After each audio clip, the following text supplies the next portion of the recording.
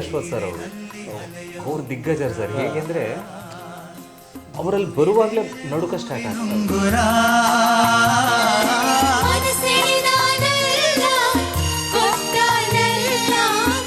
All over India sir 457 ಜನ officers ಇದ್ವಿ all over India. ಅದರಲ್ಲಿ ದ ಬೆಸ್ಟ್ ಆಫೀಸರ್ ಆಗಿ 18 ಜನ ಇದ್ದರು ಆಲ್ ಓವರ್ ಇಂಡಿಯಾದಲ್ಲಿ. ಅದರಲ್ಲಿ ಇಡೀ ಕರ್ನಾಟಕದ ನಾನು ಒಬ್ಬನೇ ಇದ್ದದ್ದು. ಅದು ನನಗೆ ಗೌರವ ತಂದು ಕೊಟ್ಟದ್ದು ಯಾವುದಪ್ಪ ಅಂತಂದರೆ ನನ್ನ ಸಂಗೀತ.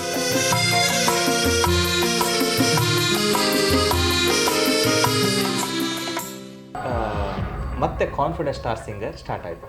ನಮ್ಮ Gurukiran sir confident star singer Suvarna TV first ಆಡಿಷನಲ್ಲಿ ಉಸಿರಾಗು ಹಸಿರಾಗು ಅಂತ ಬಹಳ ಪ್ರೀತಿ ನಂಗೆ ಅದು. ಅದು ಗುರುಕಿರಣ್ ಸರ್ ಮಾಡಿದರೆ ನನಗೆ ವಿಷಯ ಗೊತ್ತಿಲ್ಲ, ಅವರ ರಚನೆ ಅಂತ ನಿಮಗೆ ಗೊತ್ತಿಲ್ಲ ಸರ್. ಅದು ಹಂತ ಹಂತವಾಗಿ ಸರ್ ನಾವಲ್ಲಿ ಮೆಗಾ ಆಡಿಷನ್ಗೆ ಹೋಗ್ಬೇಕಾದ್ರೆ ಅದಕ್ಕಿಂತ ಮುಂಚೆ 4 ರೌಂಡ್ ಪಾಸ್ ಆಗಬೇಕು. ಅಲ್ಲಿ 100 ಜನ ಇದ್ರು. ಆ 100 ಜನರಲ್ಲಿ ಟಾಪ್ 50ವರೆಗೆ ತಗೊಳ್ಲಿಕ್ಕಿಂತ ಅವರಿಗೆ. ಆಗ ನಾನು ಉಸಿರಾಗು ಹಸಿರಾಗುವೆ ಹಾಡಬೇಕು. ಲಿರಿಕ್ಸ್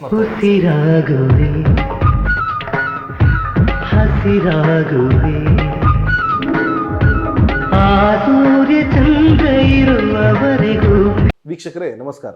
ನಮ್ಮೂರು ಎಕ್ಸ್ಪ್ರೆಸ್ ವಾಹಿನಿಯ ಎಲ್ಲ ಪ್ರೀತಿಯ ವೀಕ್ಷಕರಿಗೆ ಹಾರ್ದಿಕವಾಗಿ ಸುಸ್ವಾಗತ. ನಾನು ನಿಮ್ಮ ಹೋಸ್ಟ್ ನಿಹಾಲ್ ಶೆಟ್ಟಿ ಜಕನ್ಮಕ್ಕಿ. ವೀಕ್ಷಕರೇ, ಇವತ್ತು ನಮ್ಮೂರ ಎಕ್ಸ್ಪ್ರೆಸ್ಸಿನ ನಮ್ಮೂರ ಸಾಧಕರು ಸ್ಪೆಷಲ್ ಸೆಗ್ಮೆಂಟ್ನಲ್ಲಿ ನಮ್ಮ ಜೊತೆ ಇರುವಂತಹ ವಿಶೇಷ ಗಣ್ಯ ವ್ಯಕ್ತಿ ಯಾರಪ್ಪ ಅಂದರೆ, ಸಂಗೀತ ಲೋಕದಲ್ಲಿ ಹಲವಾರು ದೊಡ್ಡ ದೊಡ್ಡ ಸಾಧನೆ ಮಾಡಿರುವಂತಹ ಸಂಗೀತ ಲೋಕದ ದಿಗ್ಗಜ ಅಂತಲೇ ಹೇಳ್ಬೋದು. ವಿದ್ವಾನ್ ಶ್ರೀಯುತ ಯಶವಂತ್ ಎಂ ಜಿ ಅವರು ನಮ್ಮ ಜೊತೆ ಇದ್ದಾರೆ. ಸರ್, ಕಾರ್ಯಕ್ರಮಕ್ಕೆ ಹಾರ್ದಿಕವಾಗಿ ಸ್ವಾಗತ ಸರ್. ನಿಮಗೆ ಯಶವಂತ್ ಅವರೇ, ಮೊದಲಾಗಿ ನಾನು ನಿಮ್ಮ ಹತ್ರ ಹೇಳಲೇಬೇಕು. ಯಾಕಂದರೆ ನಿನ್ನೆ ಮೊನ್ನೆಲ್ಲ ನಾನು ತುಂಬ ಕೆಲವು ಪರಿಚಯದವರ ಹತ್ರ, ಅಂದರೆ ನಮ್ಮ ಕಾರ್ಕಳ ಉಡುಪಿ ಭಾಗದಲ್ಲೆಲ್ಲ ತುಂಬ ನಿಮ್ಮ ಬಗ್ಗೆ ಮಾತಾಡಬೇಕಾದ್ರೆ ಹಲವಾರು ಅಭಿಮಾನಿಗಳನ್ನು ನೀವು ಹೊಂದಿದ್ದೀರಿ ಅಂತ ಗೊತ್ತಾಯಿತು ಸರ್. ಹಲವಾರು ಅಭಿಮಾನಿ ಬಳಗದವರಿದ್ದಾರೆ ಸರ್. ಇಷ್ಟೊಂದು ಬ್ಯುಸಿ ಶೆಡ್ಯೂಲ್ನಲ್ಲಿ ನಾಳೆ ನಿಮ್ಮ ಒಂದು ದೊಡ್ಡ golden book of world record ಕಾರ್ಯಕ್ರಮ ಕೂಡ ನಡೀತಿದೆ. ಇಂಥ ಒಂದು ಬ್ಯುಸಿ ಶೆಡ್ಯೂಲ್ನಲ್ಲಿ ನಮ್ಮೂರ ಎಕ್ಸ್ಪ್ರೆಸ್ ವಾಹಿನಿಗೆ ನೀವು ಕೊಟ್ಟಂತ ಈ ಸಮಯ ತುಂಬಾ ಥ್ಯಾಂಕ್ಸ್ ಸರ್ ನಿಮಗೆ. ಸರ್, ಮೊದಲಾಗಿ ಹೇಗಿದ್ದೀರಿ ಸರ್? ಆರಾಮ್ ಸರ್. ಹೇಗೆ ನಡೀತಿದೆ ನಿಮ್ಮ ಈ ಜೀವನ? ತುಂಬ ಚೆನ್ನಾಗಿದೆ ಸರ್, ಏನು ತೊಂದರೆ ಇಲ್ಲ ಸರ್. ಡೈರೆಕ್ಟ್ ಆಗಿ ಬರೋದು, ನಿಮ್ಮ ಬಾಲ್ಯ ಹೇಗಿತ್ತು ಸರ್? ನಿಮ್ಮ ಬಾಲ್ಯ ಹುಟ್ಟು ಹೇಗಿತ್ತು? ನಿಮ್ಮ ಮತ್ತೆ ಒಂದು ಶೈಕ್ಷಣಿಕ ಏನು ಒಂದು ನೀವು ಬೆಳೆದು ಬಂತಂದ ಹಾದಿ, ಇಷ್ಟು ದೊಡ್ಡ ಸಾಧನೆ ಮಾಡಿ ನೀವು ಈ ಒಂದು ಸ್ಥಾನದಲ್ಲಿ ಇವತ್ತು ಇರಬೇಕಾದ್ರೆ ನೀವು ಬಂದಂತ ಹಾದಿ, ಯಾಕಂದ್ರೆ ಹಿಂದಿನ ಹಾದಿ ಮರಿಬಾರ್ದು ಅಂತ ದೊಡ್ಡವರು ಹೇಳಿದ್ದಾರೆ. ಹೇಗಿತ್ತು ಸರ್ ನಿಮ್ಮ ಬಾಲ್ಯದಿಂದ? ಸರ್, ನನ್ನ ಬಾಲ್ಯ ನಮ್ಮ ಮನೆ ವಾತಾವರಣ ಕೃಷಿಕರು, ನೀವು ಮೂಲ ಕೃಷಿಕರು. ನನ್ನ ಜನನ ಕೊಡಗು ಜಿಲ್ಲೆ ಶನಿವಾರ ಸಂತೆ ಅಂತ. ನಮಗೆ ಗೊತ್ತಿದೆ, ಇಡೀ ಜಗತ್ತಿಗೆ ಫೀಲ್ಡ್ ಮಾರ್ಷಲ್ ಕಾರ್ಯಪ್ಪನವರ ಕೆಲಸ ಏನಂದರೆ ಇಡೀ ನಮ್ಮ ಭಾರತ ರಾಷ್ಟ್ರ ಅಲ್ಲ, ಇಡೀ ಜಗತ್ತಿಗೆ ದೊಡ್ಡ ಕೊಡುಗೆಯವರು. ಅವರ ಊರು ನನ್ನ, ಅಲ್ಲಿ ನಾನು ಹುಟ್ಟಿದ ಹೆಮ್ಮೆ ಆಗ್ತದೆ ನನಗೆ. ತದನಂತರದಲ್ಲಿ ಬಾಲ್ಯದ ಜೀವನ ಸಂಪೂರ್ಣವಾಗಿ ಉಡುಪಿಯಲ್ಲಿ. ನನ್ನ ಅಧ್ಯಯನವೂ ಕೂಡ ಉಡುಪಿಯಲ್ಲಿ, ನನ್ನ ಜ್ಞಾನಾರ್ಜನೆ ಕೂಡ ಉಡುಪಿಯಲ್ಲಿ, ಜೊತೆಗೆ ಜೀವನವನ್ನು ಕಟ್ಟಿಕೊಂಡದ್ದು ಕೂಡ ಉಡುಪಿಯಲ್ಲಿ. ಒಳ್ಳೆ ಸ್ನೇಹ ಬಳಗವನ್ನು ಹೊಂದಿಕೊಂಡು ಸ್ನೇಹ ಬಳ ಸಂಪಾದನೆ ಮಾಡಿದ್ದು ಕೂಡ ಉಡುಪಿಯಲ್ಲಿ. ಹಾಗಾಗಿ ನನ್ನ ಉಡುಪಿ ಅನ್ನತಕ್ಕಂಥ ನನ್ನ ಧರ್ಮಭೂಮಿ ಸರ್, ಜೊತೆಗೆ ಕರ್ಮಭೂಮಿ ಕೂಡ ಅದೇ ಆಗಿದೆ, ಉಡುಪಿಯಾಗಿದೆ. ಹೌದು. ತದನಂತರದಲ್ಲಿ ಹೀಗೆ ನನ್ನ ಏನು ಜೀವನದ ಕಟ್ಟಿಕೊಂಡಂತಹ ವ್ಯವಸ್ಥೆಗೆ ಬಂದಾಗ ಇತ್ತೀಚೆಗೆ ನಾನು ಮೂಡುಬಿದ್ರೆಗೆ ಬಂದದ್ದು. ಸಾಮಾನ್ಯವಾಗಿ ನನ್ನ ಫ್ಯಾಮಿಲಿಯ ಒಂದು ಸಂಪೂರ್ಣ ಸಹಕಾರಕ್ಕೋಸ್ಕರವಾಗಿ ಮೂಡುಬಿದ್ರೆಯಲ್ಲಿ ಇದ್ದೇನೆ. ತದನಂತರದಲ್ಲಿ ನನ್ನ ಅಧ್ಯಾಪನದ ಜೊತೆಗೆ ಎಲ್ಲ ಮಾಧ್ಯಮಗಳು, ಈಗ ಚಂದನ, ಈ ಟಿ ವಿ, ಈಗ ಕಲರ್ಸ್ ಕನ್ನಡ ಏನಿದೆ ಮೊದಲು ಈ ಟಿ ವಿ ಆಗಿತ್ತು, ಅದು ಜಿ ಕನ್ನಡ, ಉದಯ ವಾಹಿನಿ, ಸುವರ್ಣ ವಾಹಿನಿ, ಇಷ್ಟು ವಾಹಿನಿ ಜೊತೆಗೆ ಎಲ್ಲದಕ್ಕಿಂತ ಹೆಚ್ಚಾಗಿ ನಾನು ಈಗ ಜಡ್ಜ್ಮೆಂಟ್ ಮಾಡ್ತಾ ಇರುವಂಥ ನಮ್ಮ ಡೈಜಿ ವರ್ಡ್ ಪ್ರಧಾನ ತೀರ್ಪುಗಳ ಸ್ವರ ಸಾರವದ ಎತ್ತರ ಸ್ಥಾನವನ್ನು ಕೊಟ್ಟಿದ್ದಾರೆ. ಹಾಗಾಗಿ ಈ ಎತ್ತರ ಸ್ಥಾನ ಪ್ರಾರಂಭದಲ್ಲಿ ತುಂಬ ಕಠಿಣವಾಗಿತ್ತು. ಹಾಗಾಗಿ ಕಠಿಣತೆಯನ್ನು ಮರೆಯದೆ ಎತ್ತರ ಸ್ಥಾನಕ್ಕೆ ಹೋದಾಗ ಕುಗ್ಗದೆ ಅಥವಾ ಹಿಗ್ಗದೆ ಅದು ಸಮಾನವಾಗಿ ಕಂಡುಕೊಂಡಂಥವ ನಾನು ಸರ್. ಇದರ ನಡುವೆ ಉಪನ್ಯಾಸಕನಾಗಿ ಸಾವಿರಾರು ಜನ ವಿದ್ಯಾರ್ಥಿಗಳಿಗೆ ಜ್ಞಾನವನ್ನು ಕೊಟ್ಟಿದ್ದೇನೆ, ಬಹಳಷ್ಟು ಹೆಮ್ಮೆ ಆಗ್ತದೆ. ಜೊತೆಗೆ ಇನ್ನೊಂದು ವಿಭಾಗದಲ್ಲಿ ಸಂಗೀತಕ್ಕೂ ಕೂಡ ಅಷ್ಟೇ ಸಾವಿರಾರು ಜನ ವಿದ್ಯಾರ್ಥಿ ಜ್ಞಾನವನ್ನು ಕೊಟ್ಟಿದ್ದೇನೆ. ಎಲ್ಲರೂ ಕೂಡ ಜೀವನ ರೂಪಿಸ್ಕೊಂಡಿದ್ದಾರೆ, ಸಂತೋಷ. ಇನ್ನೊಂದು ವಿಭಾಗಕ್ಕೆ ಬಂದಾಗ ನಾನು NCC ಆರ್ಮಿ ಏನುವಾಗಿ ಕಾರ್ಯನಿರ್ವಹಿಸಿದ್ದೇನೆ. ನಾನು ಕೂಡ ನನ್ನ ಟ್ರೈನಿಂಗ್ ಪೀರಿಯಡಲ್ಲಿ ಆಲ್ ಓವರ್ ಇಂಡಿಯಾ ಸರ್ 457 ಜನ ಆಫೀಸರ್ಸ್ ಇದ್ವಿ ಆಲ್ ಓವರ್ ಇಂಡಿಯಾ. ಅದರಲ್ಲಿ ದ ಬೆಸ್ಟ್ ಆಫೀಸರ್ ಆಗಿ 18 ಜನ ಇದ್ರು ಆಲ್ ಓವರ್ ಇಂಡಿಯಾದಲ್ಲಿ. ಅದರಲ್ಲಿ ಇಡೀ ಕರ್ನಾಟಕದ ನಾನು ಒಬ್ಬನೇ ಇದ್ದದ್ದು. ಅದು ನನಗೆ ಗೌರವ ತಂದು ಕೊಟ್ಟದ್ದು ಯಾವುದಪ್ಪ ಅಂತಂದರೆ ನನ್ನ ಸಂಗೀತ. ಸಂಗೀತ. ಯಾಕೆಂದರೆ ನಾವು ಪೆರೇಡ್ ಗ್ರೌಂಡಲ್ಲಿ ಆ 456 ಜನರು ಅದೊಂದು ಏರು ಧ್ವನಿಲಿ ಹೇಳುವಂತಹ ಒಂದು ಕಲ್ಪನೆ ಇದೆಯಲ್ಲ ಸರ್, ಆಗ ಕೂತ್ಕೊಂಡು mister Yashwant M G the best officer in 18 Karnataka battalion Mangaluru Karnataka and Goa directorate ಅಂತ ಹೇಳುವಾಗ ಉಂಟಲ್ಲ ಸರ್, ಕಣ್ಣಲ್ಲಿ ನೀರು ಬಂದ್ಬಿಡ್ತದೆ ಸರ್ ನನಗೆ. ಯಾಕೆಂದ್ರೆ ಆ ಕಲ್ಪನೆ ನಮ್ಮ ಲೈಫಲ್ಲಿ ಕಾಣಲೇ ಇಲ್ಲ ನಾವು. ಹಾಗಾಗಿ ಅಂತಹ ಇದರಲ್ಲೂ ಕೂಡ ನನ್ನ ದೊಡ್ಡ ಹೆಸರು ಬಂತು. ಇದೆಲ್ಲ ನನ್ನ ಸೌಭಾಗ್ಯ. ಹಾಗಾಗಿ ನಂದು ಏಮ್ ಏನಿತ್ತು ಅದೆಲ್ಲವನ್ನು ಪೂರೈಸಿದ್ದೇನೆ ಸರ್. ಭಜನೆ ಮಾಡುವ ಪದ್ಧತಿ ಇತ್ತ? ಹಾ, ಅಂದ್ರೆ ಸರ್ ಅಲ್ಲಿ ನನ್ನ ಅಪ್ಪಯ್ಯ ಒಳ್ಳೆ ಹಾಡ್ತಾ ಇದ್ರು. ಹಾ ಸರ್, ಅಪ್ಪ ಎಂದಾಗ ನೆನಪಾಯ್ತು. ಈಗ ನಿಮ್ಮ ತಂದೆ ಏನು ಮಾಡ್ತಾ ಇದ್ರು? ತಂದೆ ಕೃಷಿಕರು ಸರ್. ಕೃಷಿಕರು. ತಾಯಿ? ತಾಯಿನೂ ಕೂಡ ಕೃಷಿಕರು, ಇಬ್ರು ಕೃಷಿ. ನಿಮ್ಮ ಕುಟುಂಬದಲ್ಲಿ ನಿಮ್ಮ ತಂದೆ ತಾಯಿಗೆ ಸಂಗೀತದ ನಂಟೇನು ಇರಲಿಲ್ಲ? ಅಂದ್ರೆ ಹೀಗೆ ಶಾಸ್ತ್ರೀಯವಾಗಿಲ್ಲ, ಹೀಗೆ ಸಾಮಾನ್ಯ ಎಲ್ಲರೂ ಹೇಗೆ ಹಾಡ್ತಾರೆ ನಾರ್ಮಲ್ ಆಗಿ, ಯೂಶುವಲಿ ಹೇಗೆ ಎಲ್ಲರ ಮನೇಲಿ ಹಾಡು ಹೇಳ್ತಾರೆ ಅದೇ ತರ, ಅಷ್ಟೇ. ಆದ್ರೆ ಒಂದು ಬ್ಯಾಕ್ ಗ್ರೌಂಡ್ ಅಂತ ಇರಲಿಲ್ಲ, ಅದೇ ಪ್ರೊಫೆಷನ್ ಅಂತ ಇರಲಿಲ್ಲ. ಪ್ರೊಫೆಷನ್ ಇಲ್ಲ ಸರ್, ಇಲ್ಲ. ನಿಮ್ಮ ಕುಟುಂಬದಲ್ಲಿ ಬೇರೆ ಯಾರಾದ್ರು, ಅಂದ್ರೆ ನಿಮ್ಮ ತಾಯಿ ಕಡೆ ತಂದೆ ಕಡೆ ಯಾರಾದ್ರು? ಅಂದ್ರೆ ನನ್ನ ಅಪ್ಪ ಹೇಳ್ತಾ ಇದ್ರು, ನನ್ನ ಅಜ್ಜ ಒಳ್ಳೆ ಹಾಡ್ತಾ ಇದ್ರಂತೆ ಸರ್. ತಂದೆಯ ಅಪ್ಪನ? ನಾಟಕಗಳಿಗೆಲ್ಲ ತಂದೆಯ ಅಪ್ಪನ? ತಂದೆಯ ಅಪ್ಪ. ಆಮೇಲೆ ನನ್ನ ಅಮ್ಮನ ಅಪ್ಪನು ಕೂಡ ಅಷ್ಟೇ, ಬಹಳ ಅವರು ಒಳ್ಳೆ ಜ್ಯೋತಿಷ್ಯಕಾರರು ಕೂಡ. ನಾವು ಸಣ್ಣದಿರುವಾಗ ಅವ್ರ ಜೊತೆ ಹೋಗ್ತಾ ಇತ್ತು. ಹಾಗಾಗಿ ಆ ಒಂದು ಸಾಂಪ್ರದಾಯಿಕ ಎರಡು ಕುಟುಂಬಗಳು ಕೂಡ. ಆದರೆ ನಾನೇನು ಮಾಡ್ತಾ ಇದ್ದೆ, ನಾನು ಇಷ್ಟೇ ಕಷ್ಟಪಟ್ಟರೆ ಅಪ್ಪನೇ ಹೇಳಲಿಲ್ಲ ನನ್ನ ಹತ್ರ ಹಣ ಉಂಟದು. ಯಾಕೆ ನಂಗೊಂದು ಚಾಲೆಂಜ್ ಸರ್, ನಾನಾಗೇ ಇದಾಗಬೇಕು ಅಂತ. ಇಷ್ಟು ಅಚೀವ್ಮೆಂಟ್ ಸರಿ ಸುಮಾರು 8 ವರ್ಷ ಯಾರಿಗೂ ಗೊತ್ತಿಲ್ಲ ನಾನೇನು ಮಾಡಿದೆ ಅಂತ. ಹೀಗೆ ಸರ್ ಈಗ ಕೃಷ್ಣ ಮಠ ಆಯಿತು. ನನ್ನ ಈಗಲೂ ಕೂಡ ಹಿಂದೂಸ್ತಾನಿ ದೊಡ್ಡ ವಿದ್ವಾಂಸ ನನ್ನ ಪ್ರಿಯ ಮಿತ್ರ ಹರೀಶ್ ಹೆಗಡೆ ಅಂತ, ಅವರು ನೀವು ಸರಿ ಬಂದು ನೋಡಿ ಅಂತ ಹಿಂದೂಸ್ತಾನಿ ಸಂಗೀತಕ್ಕೆ ನಮ್ಮ ಕೃಷ್ಣ ಮಠದ ಮ್ಯೂಸಿಕ್ ಅಕಾಡೆಮಿ ಹಿಂಬದಿ ಇದೆ. ನಾನು ಕೂಡ ಒಂದಿನ ಹೋದೆ ಸರ್. ಹೋದಾಗ ಏನಂದ್ರೆ ಅದು ನಾವೀಗ ನಮ್ದು ಚಾವಡಿ ಇರ್ತದಲ್ಲ ಉದ್ದಕ್ಕೆ, ಹಾಗೆ ಅಲ್ಲಿ ಉದ್ದಕ್ಕೆ ಎಲ್ಲಾ ನಮೂನೆ ಸಂಗೀತ, ಒಂದ್ ಕಡೆ ವೀಣೆ, ಒಂದ್ ಕಡೆ ಸಿತಾರ, ಫ್ಲೂಟ್. ನಿಮಗೆ ಅದು ನೋಡಿದಾಗ ಅದು ಹಳೆ ಕಾಲದ ಯಾವುದೋ ಅದ್ಭುತ ಸರ್. ಈಗ ಎಂಟ್ರಿ ಕೊಡುವಾಗಲೇ ನಮ್ಮನ್ನು ಒಂದು ಮಂತ್ರಮುಗ್ಧವಾಗಿ ಮಾಡ್ತಾರೆ. ಹೀಗೆ ಇರುವಾಗ ಅದರಲ್ಲಿ 2ನೇ ರೂಮ್ ಇರದದ್ದೇ ಹಿಂದೂಸ್ತಾನಿ ಸಂಗೀತ. ನಾನು ಅಲ್ಲಿ ಹೋಗಿ ಸುಮ್ಮನೆ ಕೂತ್ಕೊಳ್ಳೋ ಸರ್, ಫೀಸ್ ಕೊಡ್ಲೆ ಅಲ್ಲ, ಸುಮ್ಮನೆ ಕೂತ್ಕೊಳ್ಳೋದು. ಒಂದು ಅಲ್ಲಿಗ ಫೀಸ್ ಇದು ಮಾತುಕತೆ ಆಗ್ಲಿಲ್ಲ, ಇನ್ನು ನೋಡ್ತಾ ಇದ್ರಿ ಅಷ್ಟೇ? ಹೌದು, ಬಿಡ್ತಾ ಇದ್ರು ಅವ್ರು ಸುಮ್ಮನೆ ಕೂರ್ಲಿಕ್ಕೆ? ಅಂದ್ರೆ ಅದ್ ಹೇಗಿತ್ತು, ಒಂದು ಆಫೀಸ್ ಆದ್ಮೇಲೆ ಆಚೆಗಿತ್ತು, ಆದ್ರೆ ಅದ್ರ ಶಬ್ದ ಉಂಟಲ್ಲ ಸರ್, ಜಾಸ್ತಿ ಕೇಳ್ತಾ ಇತ್ತು. ಇನ್ನು ಅಲ್ಲಿಗೋರು ನಾನು ಓಡಿಸ್ಯಾರ, ಮತ್ತೆ ಅದಕ್ಕೆ ನಾನು ಈಚೆ ಮೂಲೆಯಲ್ಲಿ ಕೂತ್ಕೊಳ್ಳೋದು. ಇವರು ನಿಮ್ಮ ಹರೀಶ್ ಹೆಗ್ಡೆ ಅವನು ಹೋಗ್ತಾ ಇದ್ದ, ಅವ್ರ ಕ್ಲಾಸಿಗೆ ಹೋಗ್ತಾ ಇದ್ರು, ನೀವು ಅವ್ರ ಜೊತೆ ಹೋಗ್ತಾ ಇದ್ರಿ, ಬಟ್ ಒಳಗೆ ಹೋಗ್ತಾ ಇರ್ಲಿಲ್ಲ. ಹರೀಶ್ ಹೆಗಡೆ ಹೀಗೆ ಬಾ ಮಾರ ಒಮ್ಮೆ ನೋಡು ಅಲ್ಲಿ ಅಂತ ಹೇಳಿ ಕರ್ಕೊಂಡು ಹೋದ್ರು ಸರ್. ಯಾಕೆಂದ್ರೆ 100 ವಿದ್ಯಾರ್ಥಿಗಳು, ಯಾಕೆಂದ್ರೆ ಎಲ್ಲ ಸಂಗೀತದ ಪ್ರಾಕಾರಗಳಲ್ಲಿತ್ತು. ಇಲ್ಲಿ ಕೂತ್ಕೊಂಡು ನೋಡುವಾಗ ಒಂದು ಸರಿ ಈಚೆ ಕೇಳುವ ವೀಣೆ, ಇನ್ನೊಂದು ಕಡೆ ವಯಲಿನ್, ಇನ್ನೊಂದು ಕಡೆ ಭರತನಾಟ್ಯ, ಎಲ್ಲದಾಯ್ತು. ಆದ್ರೆ ಹಿಂದೂಸ್ತಾನಿ ಎಲ್ಲಿ ಕ್ಲಾಸ್ ಉಂಟು ಅದರ ಬದಿಯಲ್ಲಿ ಹೋಗಿ ಈಚೆ ಬದಿ ಗೊತ್ತಾಗದಾಗಿ ನೀವು ಕೂರ್ತಾ ಇದ್ರಿ. ಆಗ ಅವರು ಆಲಾಪಗಳನ್ನು ಮಾಡುವಾಗ, ರಾಗಗಳನ್ನು ಹೇಳುವಾಗ ತುಂಬಾ ಆಸಕ್ತಿ ಅಂದ್ರೆ ತುಂಬಾ ಆಸಕ್ತಿ ನನಗೆ. ಹೀಗಿರುವಾಗ ಒಂದು ದಿನ ಸರಿ ಗೊತ್ತಾಯ್ತು, ಆಯ್ತಾ, ಅವರು ಬಂದು ಸೀದಾ ಬಂದು ಕೇಳಿದ್ರು, ಯಾಕೆ ಕೂತ್ಕೊಂಡಿದ್ದೀನಿ ಅಂತ.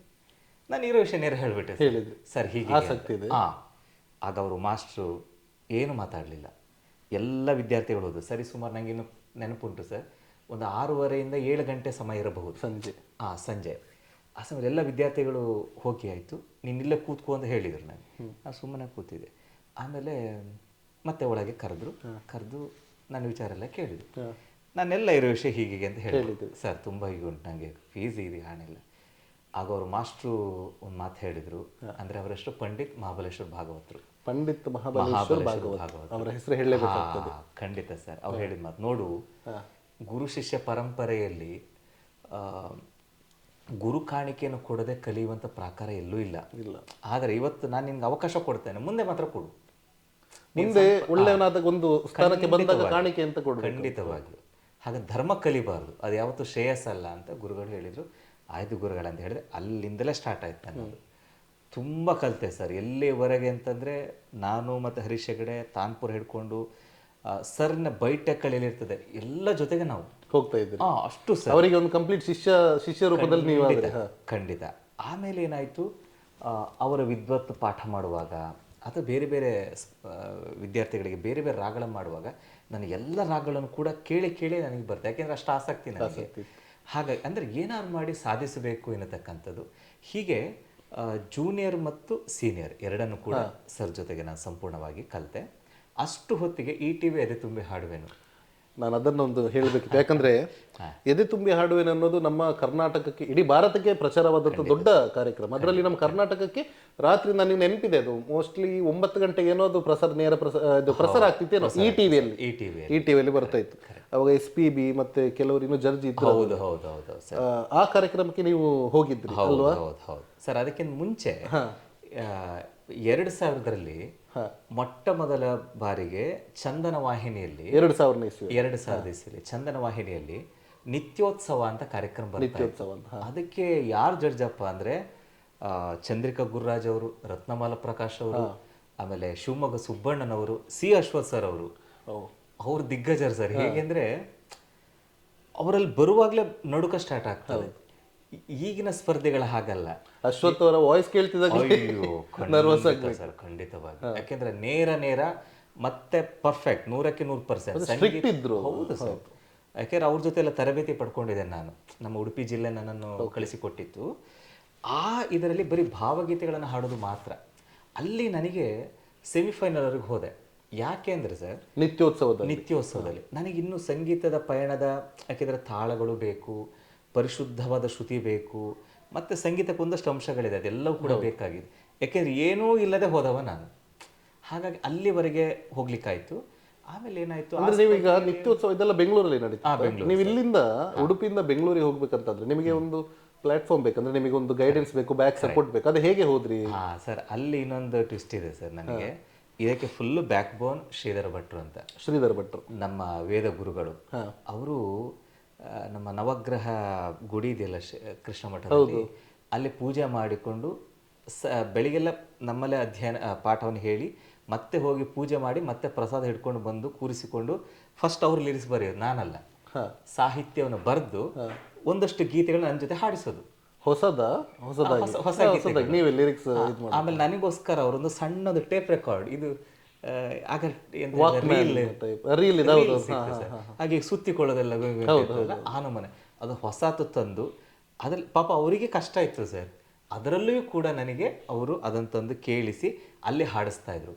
ಆಮೇಲೆ ಈಗ ಬೆಂಗಳೂರಿಗೆ ಹೋಗ್ಲಿಕ್ಕೆ ಹೊಸ ಊರಲ್ಲ ಸರ್, ನಾವು ಯಾವುದು ನೋಡ್ಲಿಲ್ಲ ಹೊರ ಪ್ರಪಂಚ ಹೇಗೆ ಅಂತ ನೋಡುವಾಗ, ಆಗ ಅವರು ಅವರ ಸಂಬಳದಲ್ಲಿ, ಆಗ ಅವ್ರಿಗೆ ಬಹುಶಃ ಸಂಬಳ ಒಂದು 1,000 1,500 ಅಷ್ಟೇ ತಿಂಗಳು ಮಠದಿಂದ ಬರ್ತಾ ಇದ್ದಿದ್ದು. ಹೌದು, ನಮ್ಮ ವಿದ್ಯಾಪೀಠದಿಂದ ಕೊಡ್ತಾ ಇದ್ರು. ಅದನ್ನೆಲ್ಲ ಒಟ್ಟು ಮಾಡಿ ಅವರು 300 ರೂಪಾಯಿ ಕೊಟ್ಟರು ಸರ್ ನನಗೆ. ಪಾಪ ಅವರ ಸಂಬಳದಲ್ಲಿ ನಿಮಗೆ 300 ರೂಪಾಯಿ ಕೊಟ್ಟರೆ ಬಹಳ ದೊಡ್ಡ ವಿಚಾರ. ಖಂಡಿತ ಸರ್, ನೀವು ಅವ್ರನ್ನ ಯಾವತ್ತೂ ಮರೀಲಿಕ್ಕೆ ಸಾಧ್ಯ ಇಲ್ಲ.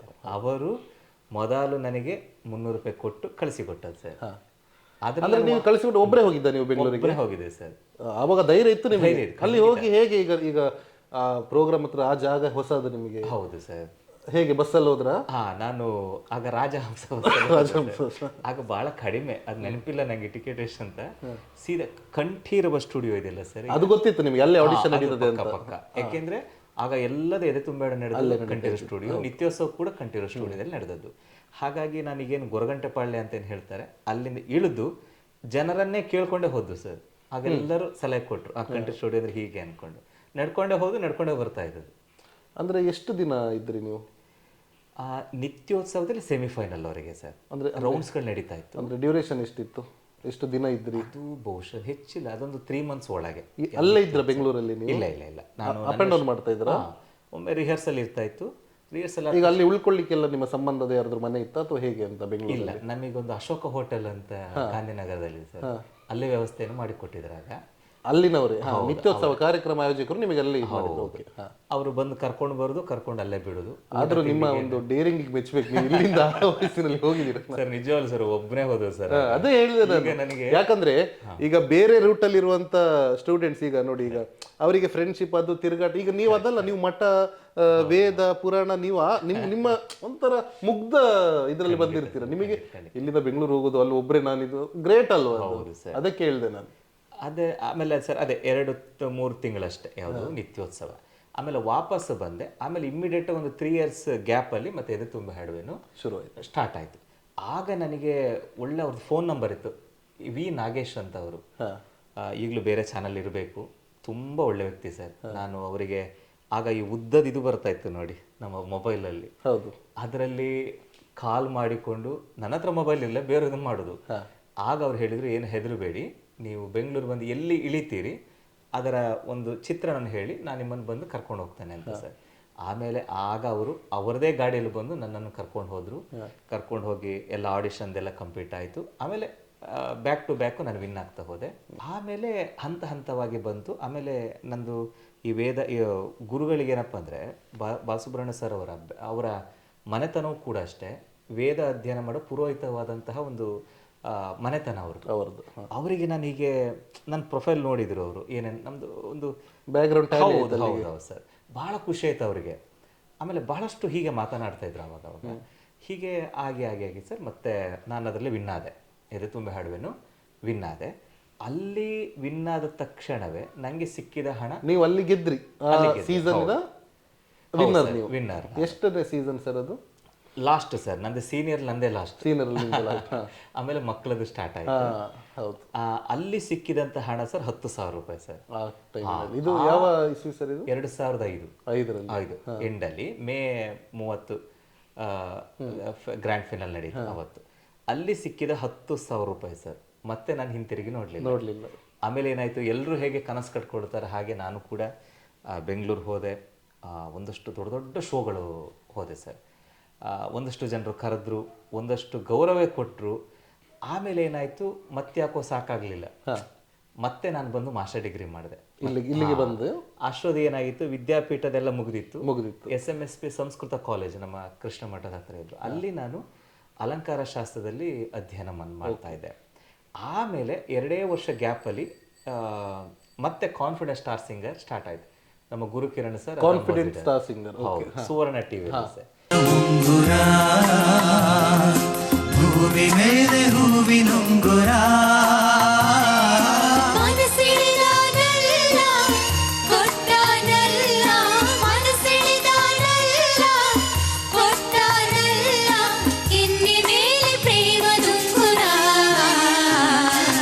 ನೀರಿನಲ್ಲಿ ಅಲೆಯ ಉಂಗುರ, ಭೂಮಿ ಮೇಲೆ ಹೂವಿನುಂಗುರ.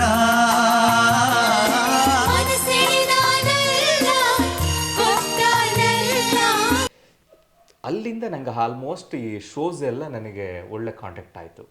ಆಮೇಲೆ ನಿಮಗೆ ಶೋಸ್ ಎಲ್ಲ ಸಿಗ್ಲಿಕ್ಕೆ ಸ್ಟಾರ್ಟ್ ಆಯಿತು? ಹೌದು ಸರ್. ಆಮೇಲೆ ಅದಕ್ಕೆ ನಾನು ಧುಮುಕಿದೆ. ಅದು ಭಾಳ ಫೇಮಸ್ ಅಂದರೆ ತುಂಬ ಫೇಮಸ್ ರಿಯಾಲಿಟಿ ಶೋ ಸರ್.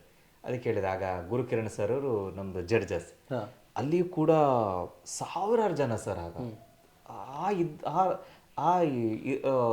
ಈ ರಶ್ಶಿನೊಳಗೆ ನಾನು ಕೂಡ ಹೋಗಿದ್ದೇನೆ. ಫಸ್ಟ್ ಆಡಿಷನಲ್ಲಿ ಉಸಿರಾಗು ಹಸಿರಾಗುವೆ ಅಂತ ಸಾಂಗ್, ಬಹಳ ಪ್ರೀತಿ ನಂಗೆ ಅದು.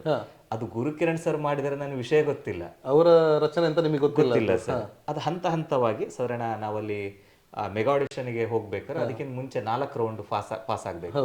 ಅಲ್ಲಿ 100 ಜನ ಇದ್ರು. ಆ 100 ಜನರಲ್ಲಿ ಟಾಪ್ 50 ವರೆಗೆ ತಗೊಳ್ಲಿಕ್ಕಿತ್ತು ಅವರಿಗೆ. ಆಗ ನಾನು ಉಸಿರಾಗು ಹಸಿರಾಗುವೆ ಹಾಡ್ಲಿಕ್ಕೆ ಲಿರಿಕ್ಸ್ ಮರ್ತೋಗ್ಬಿಡು ಸರ್. ಇದ್ರಲ್ಲಿ ಹೇಳ್ಬೇಕಾದ್ರೆ ಯಾಕೆಂದ್ರೆ ಆ ಸೆಟಪ್ ಇದೆಯಲ್ಲ ಸರ್ ಸ್ಟುಡಿಯೋದೊಳಗೆ, ಒಮ್ಮೆ ನಮಗೆ ಎಂತ ಹೇಳುದು, ಹೌದು ಖಂಡಿತ ಸರ್. ಹಾಗಾಯ್ತು. ಆಮೇಲೆ ಮತ್ತೆ ಚಾನ್ಸ್ ಕೊಟ್ರು, ಇನ್ನೊಮ್ಮೆ ಹಾಡಿ, ನೀವು ಧ್ವನಿ ಚೆನ್ನಾಗಿದೆ ಅನ್ಕೊಂಡು. ಗುರು ಸರ್ ಒಬ್ಬರೇ, ಗುರು ಕಿರಣ್ ಒಬ್ಬ ಜಡ್ಜ್. ಅವತ್ತು ಪ್ರವೀಣ್ ಡಿ ರಾವ್ ಇದ್ರು, ಮತ್ತೆ ಇವರು ನಂದಿತಾ ಮೇಡಮ್ ಇದ್ರು. ಆದ್ರೆ ಅವ್ರು ಹೆಚ್ಚು ಮಾತಾಡ್ತಿಲ್ಲ, ಗುರು ಸರ್ ಇದು ಮಾಡ್ತಾರೆ. ಆಗ ಅವರು ಇಲ್ಲ ನಿಮ್ಮಲ್ಲಿ ಇದೆ, ಇನ್ನೊಂದ್ಸರಿ ಹಾಡೆ. ಆಗ ನಾನು ಕಂಪ್ಲೀಟ್ ಚಂದ ಮಾಡಿ ಹಾಡಿಬಿಟ್ಟೆ. ಅಲ್ಲಿಂದ ಸಂಗೀತ ಪಯಣ ಸ್ಟಾರ್ಟ್ ಆಯ್ತು ಸರ್. ಎಲ್ಲಿ ಕೂಡ ಇಲ್ಲಿ ತನಕ ಹಿಂದಿದ್ರಿಗೆ ನೋಡ್ಲಿಲ್ಲ? ಇಲ್ಲ ಸರ್. ಆಮೇಲೆ ಏನಾಯ್ತು, ಅದರಲ್ಲಿ ನಾನು ಸೆಮಿಫೈನಲ್ ಕಂಪ್ಲೀಟ್ ಆಯಿತು. ಆಮೇಲೆ ಫೈನಲ್ ಹೋಗ್ಲಿಕ್ಕಾಗಲಿಲ್ಲ ಅದಕ್ಕೆ. ಆಮೇಲೆ ನೇರವಾಗಿ ಉದಯದು ಚೆನ್ನೈಲಿ ಶೂಟಿಂಗ್ ನಡೀತಾ ಇತ್ತು. ಚೆನ್ನೈಲಿ. ಆಗ ನನ್ನ ಹಾಡುಗಾರಿಕೆಯನ್ನು ಗಮನಿಸಿ ನಂದಿತಾ ಮೇಡಮ್ ಅವರು ಹೇಮಂತ್ ಸರ್ ಅವರ ಟ್ರೂಪಿಗೆ, ಅವರ ಗುಂಪಿಗೆ, ಅದಂದ್ರೆ ಸಂಗೀತ ಮಹಾಯುದ್ಧ ಅಂತ. ಆ ಮಹಾಯುದ್ಧ ಹೇಗೆ ಅಂದ್ರೆ ಒಂದೊಂದು ಗುಂಪುಗಳ ನಡುವೆ ಸ್ಪರ್ಧೆ, ಅವರು ಫೇಮಸ್ ಸಿಂಗರ್ ಇರುವಂತ ಅದ್ರಲ್ಲಿ ನಾನು ಕೂಡ ಒಬ್ಬ ಅದರೊಟ್ಟಿಗೆ. ಹಾಗೆ 2010ರವರೆಗೆ ನಾನು ಆರ್ತಿ ರಿಯಾಲಿಟಿ ಅದ್ರಲ್ಲಿ ನಾನು ವಿನ್ ಆದ್ವಿ, ನಮ್ಮ ಟೀಮ್ ವಿನ್ ಆಯ್ತು. ಅಲ್ಲಿಗೆ ಕಂಪ್ಲೀಟ್ ಆಯ್ತು. ಅದು ಏನು ಹೆಸರು? ಅದು ಇದು ಇವೆಂಟ್ ಉದಯ ಸಂಗೀತ ಮಹಾಯುದ್ಧ. ಅದರಲ್ಲಿ ನೀವು ನಿಮ್ಮ ಟೀಮ್ ಗೆಲ್ತು? ನಮ್ಮ ಟೀಮ್ ಗೆಲ್ಲಿತ್ತು ಸರ್. ನಾವು ಟೋಟಲ್ 3-4 ಜನ ಇದ್ದೆವು. ಮೆಂಟರ್ ಇವರೇ, ಹೇಮಂತ್. ಹೌದು. ಇನ್ನೊಂದಿಬ್ರು ಸಣ್ಣ ಮಕ್ಕಳಿಗೆ. ಹಾಗೆ ಅದಾಯ್ತು. ಆಮೇಲೆ ಒಂದಷ್ಟು ಯಾಕೋ ಬೆಂಗಳೂರದು ಸ್ವಲ್ಪ ಬೇಡ ಅನ್ಸಿತ್ತು ನನಗೆ. ಆ ಒಂದು ಭಾಷೆಗಳಿರ್ಬೋದು ಅಥವಾ ಅಲ್ಲೇ ಏನೋ ಓದಾಗಿ ಬರಲಿಲ್ಲ ನಿಮ್ಗೆ? ಹೌದು, ನಂಗೆ ಒಮ್ಮೆಲೆ ಅಲ್ಲಿ ಹೊಂದ್ಕೊಳ್ಲಿಕ್ಕೆ ಆಗಲಿಲ್ಲ. ಆಗಲಿಲ್ಲ. ಅಷ್ಟೊತ್ತಿಗೆ ಏನಾಯ್ತು, ಸೀದಾ ಇಲ್ಲಿಗೆ ಬಂದೆ. ಆಮೇಲೆ ನೇರವಾಗಿ ನಾನು ಉಪನ್ಯಾಸಕನಾಗಿ ಧುಮುಕಿ ಬಿಟ್ಟೆ ಇಲ್ಲಿ ಊರಲ್ಲಿ. ನಾನು ಕಾರ್ಕಳದ ಶ್ರೀಮದ್ ಭುವನೇಂದ್ರ ಹೈಸ್ಕೂಲಲ್ಲಿ ಸಂಸ್ಕೃತ ಭಾಷೆಗೆ 2010ರಿಂದ 13ವರೆಗೆ ನಾನಲ್ಲಿ ಹೈಸ್ಕೂಲ್ನಲ್ಲಿ ಸಂಸ್ಕೃತ ಟೀಚರ್ ಕಾರ್ಯವನ್ನು ನಿರ್ವಹಿಸಿದೆ. ಹೀಗೆ ಯಾವುದು ಟೀಚ್ ಮಾಡ್ತಾ ಹೊರಗಡೆ ಶೋಸನ್ನು ಕೊಡ್ತಾ ಹಾಗೆ ಅದನ್ನು ಮೇಂಟೈನ್ ಮಾಡ್ಕೊಂಡು ಬಂದೆ. ಆಮೇಲೆ ಅಷ್ಟೊತ್ತಿಗೆ ಒಳ್ಳೆ ಹೆಸರು ಬಂತು ಸರ್, ತುಂಬ ಒಳ್ಳೆ ಹೆಸರು ಇತ್ತು ನನಗೆ. ಆಮೇಲೆ ನಾನು 2015ಕ್ಕೆ ಒಂದು ಹೊಸ ಮೂವಿ ಗಾನಸಿರಿ ಕಿರಣ್ ಕುಮಾರ್ ನನ್ನ ಮಿತ್ರರು ನಾವೆಲ್ಲ ಸೇರ್ಕೊಂಡು ನಾವೊಂದು ಮೂವೀಸ್ ಮಾಡುವಂತ ಹೊರಟೆವು. ನೀವೆಲ್ಲ ಸೇರಿ ಒಂದು ಮೂವಿ ನಿರ್ಮಾಣ ಮಾಡುವಂತ ಅಥವಾ ಹೇಗೆ? ಟೋಟಲ್ ಎಲ್ಲ ಸರ್, ನಮ್ದೊಂದು ಪಾರ್ಟ್. ಸ್ಟೋರಿ ಎಲ್ಲ ನಿಮ್ಮದೇ? ಸ್ಟೋರಿ ಅದು ರಜಾಕ್ ಪುತ್ತೂರ್ ಅಂತ ಅವರು ಲಿರಿಕ್ಸ್ ಬರಲಿಕ್ಕೆ, ಆಮೇಲೆ ಮತ್ತೆ ಡೈರೆಕ್ಟರ್ ಕೂಡ ಅವರೇ, ಆಮೇಲೆ ಹಣ ಹಾಕ್ಲಿಕ್ಕೆ ಕಿರಣ್ ಕುಮಾರ್, ಮ್ಯೂಸಿಕ್ ಡೈರೆಕ್ಟರ್ ಆಗಿ ನಾನು, ಹೀಗೆ ಆಮೇಲೆ ಸಂತೋಷ್ ಶೆಟ್ಟಿ ಅಂತ ಅವರು. ನಿಮ್ಮ ಟೀಮ್ ಎಲ್ಲ ತರದ ಕಲೆ ಒಬ್ಬೊಬ್ಬರ ಸುಲಭ ಆಯ್ತು. ಎಲ್ಲರೂ ಸೇರಿಕೊಂಡು ಆದಷ್ಟು ಕಡಿಮೆ ವೆಚ್ಚದಲ್ಲಿ ಮಾಡಬೇಕು ಅಂತ ಕನಸು ಕಣ್ಣು ತೆರೆದಾಗ ಅಂತ ಒಂದು ಹೊಸ ಮೂವಿಯನ್ನು ಮಾಡಿದ್ವಿ. ಅದು ಎಲ್ಲ ವಿಭಾಗದಲ್ಲೂ ಕೂಡ ಅದಕ್ಕೆ ರಾಷ್ಟ್ರೀಯ ಪ್ರಶಸ್ತಿ ಬಂತು. ಆಮೇಲೆ ನೇರವಾಗಿ ನಾನು 2018ರಲ್ಲಿ ಒಂದೇ ಮಾತರಂ ಗೀತೆಯನ್ನು, ಈಗ ನಮಗೆಲ್ಲ ಗೊತ್ತಿದೆ ಅದು ಸಂಪೂರ್ಣ ಗೀತೆಯನ್ನು ಎಲ್ಲರೂ ಕಟ್ ಮಾಡಿ ಮಾಡಿ ಮಾಡಿ ಅದು ಆ ವಿರೋಧ ಈ ವಿರೋಧ ಅಂತ ಒಂದಷ್ಟು ಅದನ್ನು ಸಂಪೂರ್ಣ ಗೀತೆಯನ್ನು ಕಟ್ ಮಾಡಿ ಸ್ವಲ್ಪಕ್ಕೆ ಮಾತ್ರ ಮಾಡಿಟ್ಟಿದ್ರು. ಅದನ್ನೇನಾದರೂ ಮಾಡಿ ಇಡೀ ನಮ್ಮ ಯಂಗ್ಸ್ಟರ್ಸಿಗೆ ಹೇಳಬೇಕು, ಸಮಾಜಕ್ಕೆ ಅದನ್ನು ಕಾಣಬೇಕು ಅಂತ ಪ್ರಕಾಶ್ ಮಲ್ಪೆ ಅವರ ಒಂದು ಯೋಚನೆ ಆಗಿತ್ತು. ಹೀಗೆ ನಮ್ಮ ಜೊತೆ ಒಂದು ಒಡನಾಟ ಏನು ಮಾಡುವ ಅಂತ ಹೇಳುವಾಗ ಅವರ ಯೋಚನೆ ನಾವೆಲ್ಲರೂ ಕೂಡ ಸ್ಪಂದಿಸಿದೆವು. ಅದು ಹೇಗಿತ್ತು ಅಂದರೆ, ಇಡೀ ಒಂದೇ ಮಾತರಂ ಗೀತೆಯನ್ನು ನಮ್ಮ ಯುವ ಜನತೆ ಎಲ್ಲರೂ ಸರ್ವಧರ್ಮೀಯರು ಸೇರಿಕೊಂಡು ಹಾಡಬೇಕು ಅಂತ ನಮ್ದು ಯೋಚನೆ ಆಯಿತು. ಸರಿ, ಆ ಪ್ರಕಾರವಾಗಿ ಒಂದು ಮ್ಯೂಸಿಕ್ ಡೈರೆಕ್ಷನ್ ಮಾಡುವಂಥ ಜವಾಬ್ದಾರಿ ನನಗೆ ಕೊಟ್ಟರು. ಆಮೇಲೆ ನಾವು ಕುಂದಾಪುರದಿಂದ ಆರಂಭಿಸಿ ಮಂಗಳೂರುವರೆಗೆ ಎಲ್ಲ ಪದವೀಧರ ವಿದ್ಯಾರ್ಥಿಗಳನ್ನು ಸೇರಿಸಿಕೊಂಡು ಕಾರ್ಯಕ್ರಮವನ್ನು ಮಾಡಬೇಕು, ವರ್ಲ್ಡ್ ರೆಕಾರ್ಡ್ ಮಾಡಬೇಕು ಅಂತ. ಅದು ಕೂಡ golden book of world record. ಅದು ವರ್ಲ್ಡ್ ರೆಕಾರ್ಡಲ್ಲಿ ಹೌದು ಸರ್. ಹೇಗಿತ್ತು ಅಂದರೆ, ಶಾಲಾ ಕಾಲೇಜು ನಾವೇ ಹೋಗೋದು, ನಾನೇ ಮ್ಯೂಸಿಕ್ ಮಾಡಿದಂತಹ ಒಂದು ಟ್ರ್ಯಾಕನ್ನು ಕೊಡೋದು, ಅವರೊಂದು ಜೊತೆ ಹಾಡಿಸೋದು, ಹೀಗೆ ಸರ್ ನಮ್ಮ ಕಾಯಕವೇ ಅದು. ತುಂಬ ಸರಿಸುಮಾರು ಒಂದು 3 ತಿಂಗಳು ತುಂಬ ಒದ್ದಾಟ ಮಾಡಿದ್ವಿ. ಆಮೇಲೆ ಮಲ್ಪೆಯಲ್ಲಿ ಜನವರಿ 12 ಸ್ವಾಮಿ ವಿವೇಕಾನಂದರ ಜನ್ಮದಿನೋತ್ಸವ, ಆ ಮಹಾನ್ ಪುರುಷನ ಜನ್ಮ ದಿನಾಚರಣೆಯನ್ನು ಹೇಗೆ ಆಚರಿಸಬೇಕು ಅಂತ ಯೋಚನೆ ಮಾಡುವಾಗ ಪ್ರಕಾಶ್ ಅಣ್ಣನವರ ಒಂದು ಯೋಚನಾತ್ಮಕ ಬಂದಂಥ ವಿಚಾರ. ಜೊತೆಗೆ ಅವರ ಜೊತೆಗೆ 100 ಜನ ಯುವ ಜನರು ಸೇರಿಕೊಂಡ್ರು, ನಾವು ಇದ್ದೇವೆ ನಿಮ್ಮ ಜೊತೆಗೆ. ಹೀಗೆ ಸೇರಿಕೊಂಡು ನಾವೆಲ್ಲರೂ ಕೂಡ ಅಷ್ಟೇ ಸರ್, ನಮ್ಮ ಯೋಚನೆ ಏನಿತ್ತು ಅಂದರೆ, ಒಂದು 2,500 ಜನ ಮಲ್ಪೆಯ ಕಿನಾರೆಯಲ್ಲಿ, ನಮ್ಮ ಮಲ್ಪೆಯ ಬೀಚಿನಲ್ಲಿ ನಿಂತು ದಡದಲ್ಲಿ ನಿಂತು ಹಾಡುವಂಥದ್ದು. ಅದು ನಭದತ್ತರಕ್ಕೆ ಕೇಳಬೇಕು ಅಂತ ನಮ್ಮ ಯೋಚನೆ ಅಲ್ವಾ ಸರ್. ಹೀಗೆ ಹಾಡಬೇಕು ಅಂತ ನಮ್ದು ಸಾಕು 2,500 ಅಂತ ಸರ್. ಆಮೇಲೆ ಏನಾಯ್ತು, 7,000 ಜನ ಸ್ಟೂಡೆಂಟ್ ಅಲ್ಲಿಗೆ ಏನು ನಮ್ಮದೊಂದು ಸಮಯದೊಳಗೆ ಬಂದ್ರು. ಕೊನೆಗೆ ಇಡೀ ನಮ್ಮ ಕಾರ್ಯಕ್ರಮ ಮುಗಿಯೋದ್ರ ಒಳಗೆ ನಂಬ್ತಿರ್ಬೋದು ಸರ್, 20,000 ಕ್ರಾಸ್ ಆಗಿದೆ ಜನರು. 20,000 ಕ್ರಾಸ್ ಆಗಿದೆ. ಖಂಡಿತ ಸರ್. ಅಲ್ಲೊಂದು ಎಷ್ಟು ಖುಷಿ ಅಂದ್ರೆ, ಎಲ್ಲ ಸಮಾಜದವರು ಎಲ್ಲ ಧರ್ಮ ಸೇರಿಕೊಂಡು ಹಾಡಿದಂಥವ್ರು. ನಾವು ಹೇಳಿದ್ದು ಪ್ರಾಕ್ಟೀಸ್ ಕೊಟ್ಟದ್ದು ವಿದ್ಯಾರ್ಥಿಗಳಿಗೆ, ಕೊನೆಗೆಲ್ಲ ಸೇರಿ ಹಾಡಿದ್ದು ಎಲ್ಲರೂ ಸಾರ್ವಜನಿಕ ಪಬ್ಲಿಕ್ ಎಲ್ಲ ಸೇರಿ, ಅದು ಖುಷಿಯೇ ಬೇರೆ ನಿಮಗೆ. ಅದು ಖಂಡಿತ ಸರ್, ಅದು ನಾವು ಯಾವತ್ತೂ ಮರಲಿಕ್ಕಿಲ್ಲ. ಹಾಗಾಗಿ ಆ ರೀತಿಯಾದಂತಹ ಒಂದು ಸಾಮಾಜಿಕ ಕಳಕಳಿ ಇಟ್ಕೊಂಡು ಮಾಡಿದೆವು. ಇದೆಲ್ಲ ಏನು ಕಲ್ಪನೆಗಳಿದೆ, ಇದು ನನಗೆ ಈ ನನ್ನ ಗೋಲ್ಡನ್ ಬುಕ್ ಆಫ್ ರೆಕಾರ್ಡಿಗೆ ಒಂದು ಅಡಿಪಾಯ ಹಾಕ್ಕೊಂಡಿತ್ತು. ಆಮೇಲೆ ಈಗ ಕೆಲವರು ಕೇಳ್ತಾ ಇದ್ದಾರೆ ನನಗೆ ಮೊನ್ನೆಯಿಂದಲೂ ಕೂಡ, ಏನಪ್ಪ ಅಂದರೆ, ಯಶವಂತ್ ಸರ್ 24 ಗಂಟೆ ಹಾಡ್ತಾ ಇದ್ದೀರಿ. ನನ್ನ ಸ್ವರೂಪ ಹೀಗಿದೆ ಸರ್, 24 ಗಂಟೆಗಳು ನಾನ್ ಸ್ಟಾಪ್, ಯಾವುದೇ ರೀತಿಯ ಅದಕ್ಕೆ ಮುಕ್ತಾಯ ಇಲ್ಲ. ಇವತ್ತು ಮಂಗಳವಾರ 3 ಗಂಟೆಗೆ ಪ್ರಾರಂಭವಾಗುವಂಥ ಗಾಯನ ಬುಧವಾರ 3 ಗಂಟೆಯವರೆಗೆ, ಸಂಜೆ 3 ಗಂಟೆವರೆಗೆ ಹಾಡುವಂಥದ್ದು. ತುಂಬ ತಯಾರಿ ಬೇಕು ಸರ್. ಎಲ್ಲದಕ್ಕಿಂತ ಹೆಚ್ಚಾಗಿ ದೈಹಿಕವಾಗಿ ಮನುಷ್ಯನಿಗೆ ಆಹಾರ ಮತ್ತು ನಿದ್ರೆ ಬಹಳ ಪ್ರಮುಖ. ಅವೆರಡನ್ನು ಅವಾಯ್ಡ್ ಮಾಡ್ಲಿಕ್ಕೆ ಬಹಳ ಕಷ್ಟ ಉಂಟು. ಅವನ್ನ ಅವಾಯ್ಡ್ ಮಾಡ್ಕೊಳ್ಬೇಕು ಅಂದರೆ ಆತ್ಮಸ್ಥೈರ್ಯ ಬೇಕಾಗ್ತದೆ, ಅಷ್ಟು ಸುಲಭದ ಮಾತಲ್ಲ. ಹಾಗಾಗಿ ನನ್ನ ರೂಪುರೇಷೆ ಹೇಗೆಂದರೆ, 1 ಗಂಟೆಗೆ 5 ನಿಮಿಷ ನನಗೆ ಒಂದು ವಿರಾಮ ಬಹಿರ್ದೆಸೆಗೋಸ್ಕರವಾಗಿ.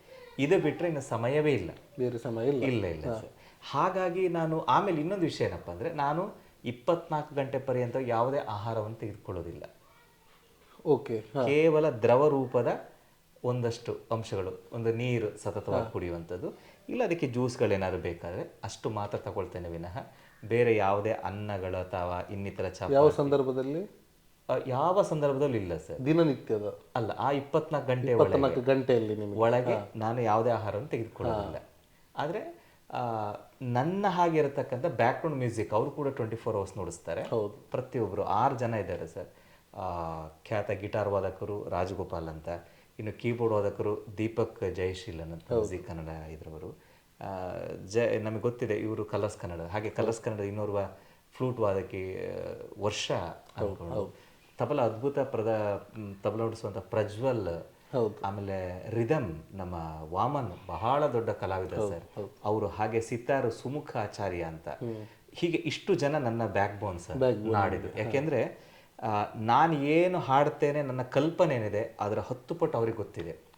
ಯಾಕೆಂದರೆ ನನ್ನ ಮನಸ್ಥಿತಿ, ನಾನು ಏನು 3ನೇ ತಾರೀಕು 3 ಗಂಟೆಗೆ ಹಾಡುವಂತಹ ಸಾಮರ್ಥ್ಯ ಇದೆಯಲ್ಲ, ಅದು ಕೊನೆಯವರೆಗೂ ನಾನು ಉಳಿಸ್ಕೊಳ್ಬೇಕು. ಹೇಗೆ ನಡೀತಿದೆ ಈಗ ನಿಮ್ಮ ಪ್ರಿಪರೇಷನ್ಸ್ ಎಲ್ಲ?